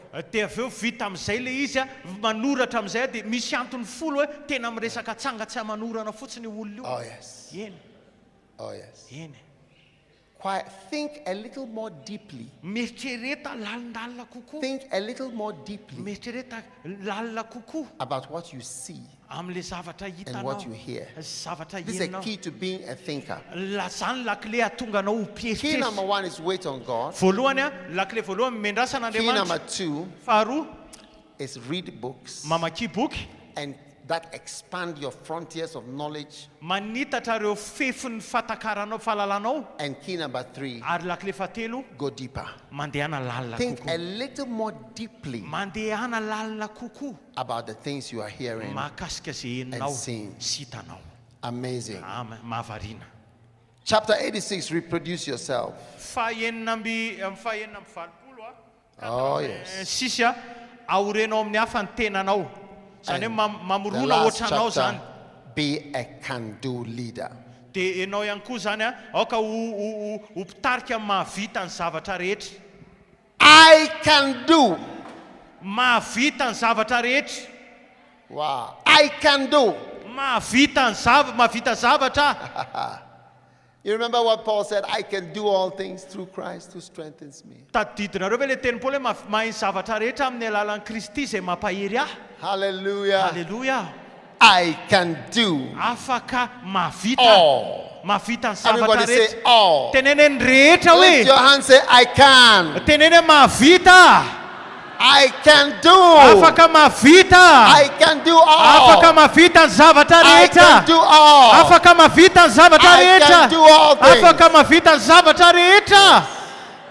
When anybody calls you, Rehefa misy miantso anao, I want you to do this. hoe anao ve afaka manao Or an'izao? there's a new mission that the Spirit is telling you. Na misy iraka vaovao meny fananao, Let it come from inside. I can. dia ataovy avy ao anatinao hoe avitako can zany. do. Vitako zany. I can do all. Afaka ataoko zany rehetra zany. Wow. When God came to Sarah Rehefa tonga teo amin'ny Sara Andriamanitra, and said, "You're going to have a baby," dia ozy izy hoe ahazo zanaka ianao. she started to laugh. Dia nanomboka me izy, And they were offended. dia tafotoany. Why are you laughing? Hoe maninona ianao no me? She looked at herself. Mijery ny tenany izy. Her breasts were flat like, what do you call it? What do they use to watch videos? The CDs, yes. Her breast was flat like a CD. Mijery ny tenany zany Sara, nonony zany efa fisaka ohatran'ny CD. Hey. There was nothing left of her. She was 90 years old. 70 taona. Wow. Wow. All the juices had gone out of her life. Ny rano rehetrarehetra efa niala taminy daholo. She had not had sex for more than 17 years. Efa 17 taona izy zay tsy nanao firaisana tsony. her vagina was closed. She was now a virgin, an older virgin. Na ny fivaviana rehefa nikatona efa miverina virgin. Hey. And God said, you are going to have a baby. Dia hozy izy Andriamanitra hoe hananjanaka ianao. Your response is, I can. Dia mivaly teninao dia hoe vitako izany. Afaka ataoko I izany. can do. Afaka ataoko I izany. can do Afaka all. ataoko ny zavatra rehetra. I can. Afaka ataoko. Hallelujah. Hallelujah. Be a can-do leader. Okay, anao mpitarika mahavita ny zavatra rehetra. Don't be an impossibility leader. Okay, anao tsy mpitarika hoe tsy mahavita. When God came to Sarah Rehefa tonga teo amin'ny Sara Andriamanitra. and said, Sarah, Sara, the solution has come. tonga mivahaolana. You have to have sex with your husband. Mila manao firaisana amin'ny vadinao ianao. You know what she said? Hainao ny teneniny. It's a long time since I was sweet to him. Efa ela hozy izy mba mamy teo imasony. I've stopped being sweet long ago. Efa ela mamy teo imasony. I'm now a strict mama. Za zao efa mama mahitsy be. Hey, strict mama. Mahitsy be, mama mahitsy be. I don't know how to be young and sweet. Tsy haiko tsony le miverina ohatrany hoe tanora sady mamy. Some of you whose marriages are spoiled. Ny fanambadiany sasany aminareo potika rava. This is the solution. Zany ny vahaolana. Turn back into a sweet lady. Ndana mivadika ao am'le vehivavy tena Don't mamy say. be. You know, some wives, they will say, oh, as for me, I'm not a child. Ny vady sasany rehefa miteny zanga zazakely. I'm not a child. Zanga zazakely. Some will say, I'm not a prostitute. Zanga mpivarotena. They say, these people are paid for what they are doing. Reny ange mahazo vola amin'ny zavatra ataony. These people are paid, you know. Reny ange mahazo vola. You see them smiling on the television. Mery zareo amin'ny télé. They are paid. Reny ange volovole. I can't do such things. Zanga manao zavatra ohatr'izany. Hey. Don't be difficult. Aza sarotra be ohatr'izany. God loves you. Tian'Andriamanitra He's ianao. giving you something simple to do. Meny zavatra tsotra kely ho atao ianao. Sarah, Sara. is this not your biggest problem in the whole Tsy world? zany ve ny olanao lehibe indrindra You amin'ny can't have a fiainanao? child. Tsy mananjanaka ianao. You've forgotten how to kiss. Adinonao ny manao bisou manoroka. You say you've forgotten how to kiss. Adinonao ny manoroka. At your age, you don't know how to kiss anymore. Efa tsy tadidinao tsony, tsy hainao tsony ny manoroka. Why? Fa maninona? You can do it. Afaka ataonao zany. Lift your hand and say, I can do. Asandrato ny tananao teneny I can do. afaka ataoko zany I hoe. can do. Afaka novitako Be a zany. can do leader. Mpitarika Be a mahavita can azy. do leader. Fa mpitarika mahavita Oh, azy. yes. Oh, yes. Eny. Anything God tells you to do, this way or this way, this way or this way, tell yourself, I can do. Ninona sen'Andriamanitra ataonao na ty ilany ty na ty ilany ty, teneny ny tenanao hoe vitako zany. Numbers 13 verse 30, Caleb stilled the people and said, let's go up now. Let's go up at once. We can do it. Hozy izy Kaleba hoe ndao hitsangantsika hozy izy ndao hiarandeha vitatsika io. Amen. Amen. Are you listening to me? Mihaino anavy ianareo e? Now, 25 statements of a can-do man. Fehezanteny 520 ny olona anankiray mahefana hoe mahavita azy. I want you to speak like this. Tiako ianao hiteny ohatr'izao. God will take you far. Hoentin'Andriamanitra lavitra ianao. God had to leave all the Israelites behind because the Israelites said, we cannot do this. Voatery Andriamanitra namela ny zanak'Israely rehetra tany erina tany satria zareo niteny hoe tsy afaka no ataonay izany. Amen. Amen. How many want to be left behind? Firy ny teo hoe taraiky any erina any ka ianareo? You know, one day some people said, we can't read anymore. You know, we are old. We cannot read all these things. Misy olona miteny hoe tsy afaka mamaky boky tsony efa antitra hoe tsy afaka mamaky tsony. Somebody told me, you have too many books. Hozy izy ny olo hoe be loatra ny bokinao. How do you talk like that? Manina ianao no miteny ohatr'izany kay? You have too many books. Hoe be loatra ny bokinao. Don't talk that way. Aza miresaka ohatr'izany. Talk in a different way, Mitenena amin'ny fomba in a hafa. better way. Amin'ny fomba tsara kokoa. Number one, Voalohany, I'm going to give you how to speak. Totoko anao zany hoe ahoana ny fomba We've fitenena. closed. This is just extra. I'm just talking a Efa lot. mamarantsika va ny teny betsaka. Number one. Voalohany, Your answers, your answer. These are your 25 reto answers. zany le valiny 5 zay Are you ready ataonao. for 25 answers? Vonina ve ianao amin'izay valiny 5 ataonao zay e? Number one, Voalohany, all things are possible. ny zavatra rehetra dia hay atao. When they tell you, Sarah, go and get new nighties, new panties, you are going to start being a sexy lady at the age of 91, your answer should be what? All things are possible. Rehefa teneniny Sara hoe ndany ianao mividy akanjo anatiny vaovao a, dia ndana mba manao sexy a, rehefa ianao raika amin'ny 70 taona, dia ny valiteninao dia hoe hay atao ny zavatra rehetrany. Number two, your answer will be, let us work hard. Faharoa ny valiteninao dia hoe andao hiasa mafy. Number three, let us try it. Let's give it a chance. Fahatelo a, andao andramantsika a, andao mentsika sehatra le izy. Number four, we have nothing to lose. Fa dia hoe raha tsy misy fahateantoka ao antsika zany. Sarah, what do you have to lose? Sara, inona no very aminao a? Huh? Inona? Sarah, you already don't have a child. What do you have to lose? Ianao efa tsy manan-janaka, inona no very aminao? Hey, Eh, you don't want to kiss Abraham. tsy te hanoroka any Abrahama intsony ianao. What do you have to lose? Inona no very aminao nefa e? Hey, Eh,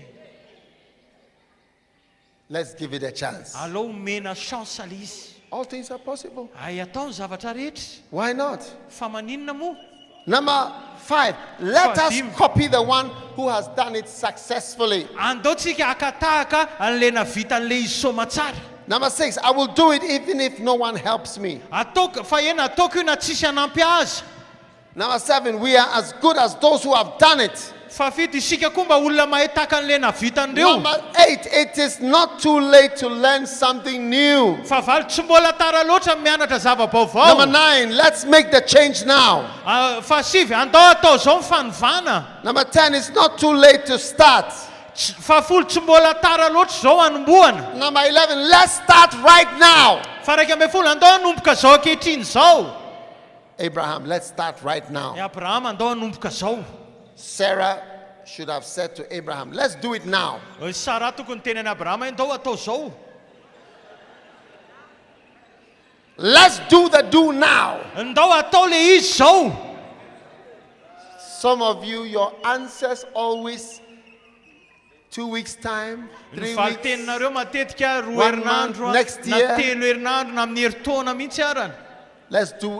Let's follow the advice of the Spirit now. Ndao Let's do arahana it now. torohevitry ny fanamasina zao ankehitriny zao.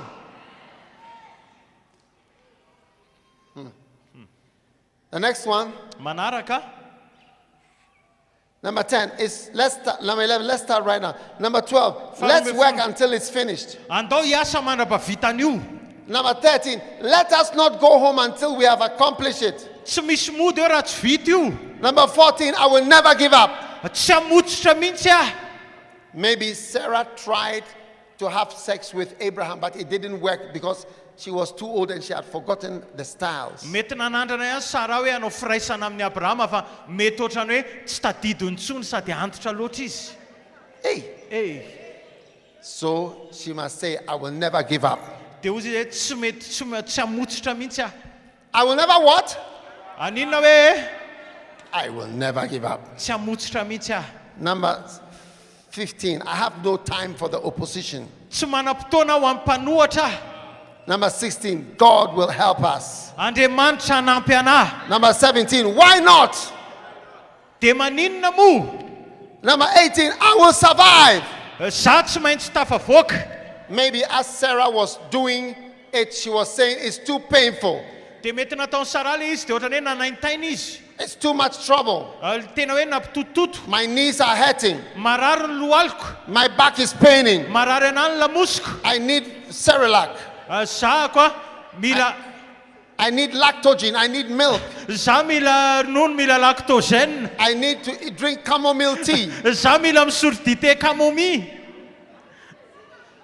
to relax me. Ilay mba irelaxa zany ampahazo aina anahy.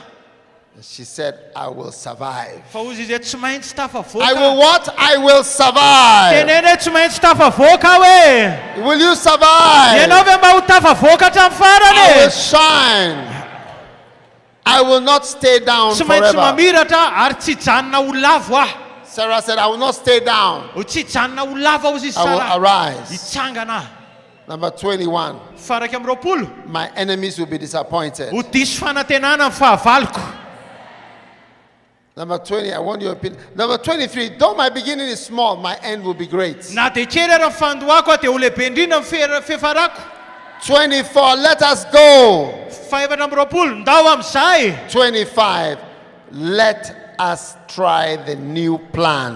Andao andramantsika ilay planina vaovao. Hallelujah. Halleluja. Amen. Amen. Lift your hand and say, I am a can-do leader. Asandrato ny tananao dia teneny hoe mpitarika mahefa hoe. I am a can-do leader. Mpitarika mahefa aho. I can. Say I can. Teneny hoe mahavita. Say I can. Mahavita azy aho. I can. Mahavita azy I aho. can. Mahavita azy I aho. can. Mahavita azy I aho. can. Mahavita azy I aho. can do. Afaka mahavita an'izany I aho. can do. Mahavita azy aho. I can do. Mahavita azy aho. I can do all. Mahavita ny zavatra rehetra. I can do all. Mahavita ny zavatra rehetra. All. Zavatra rehetra. If somebody says, go and say sorry. Azo rehefa misy miteny endana miteny hoe mialatsiny. Say sorry. Miteny hoe mialatsiny a. Your answer should be, I can. Fanenao dia hoe I vitako can say izany. sorry. Afaka miteny hoe mialatsiniko say ianao. sorry. Afaka mialatsiniko ianao. Wow. Say I can. Teneny hoe vitako izany. If somebody says, go back. Misy miteny hoe Go back. miverena riariana ry. Go back and do all that you've done. Dia ataovy izay nataony rehetra miverena ny Say ariana. I can. Dia teneny hoe vitako izany. Eny. I can do it. Afaka ataoko izany. I can do all. Vitako izany. Vitako ny rehetra. I can. Vitako izany. If someone says, humble yourself. Hoe misy miteny hoe manetretena. Say I can. Dia teneny hoe vitako izany. I can. Vitako I izany. can do it. Vitako izany. That should be your answer. Izany ny valiteninao. Be a can-do man. Okay, ianao ho lehilahy mahefa. A can-do leader. Olona mahavita azy. And so many things will become possible Dia zavatra maro no vita in your life and amin'ny ministry. fiainanao sy ny asa Stand to your feet, Dao everybody. hiaritsangantsika rehetrarehetra.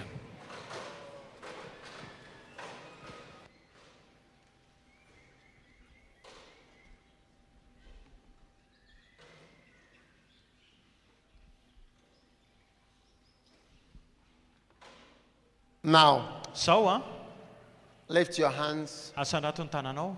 and pray for the grace of good leadership. Vavao amin'ny fahasoavan'ny fitarihana tsara.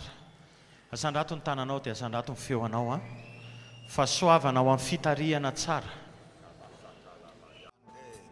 Imalambra basapakaba, imate marababa yandala basata, lambra zimi koshkebidi, shomi kaba, shomali babori bis ayande, ramate kadorebe, ibrazandala baba, ilarisate kabarazimaya, arandala basandala ba. Abratostaba, Imarabasandala Baba, Rabasandala Baba, Ribede Baba, Idabostaba Rimazimaya.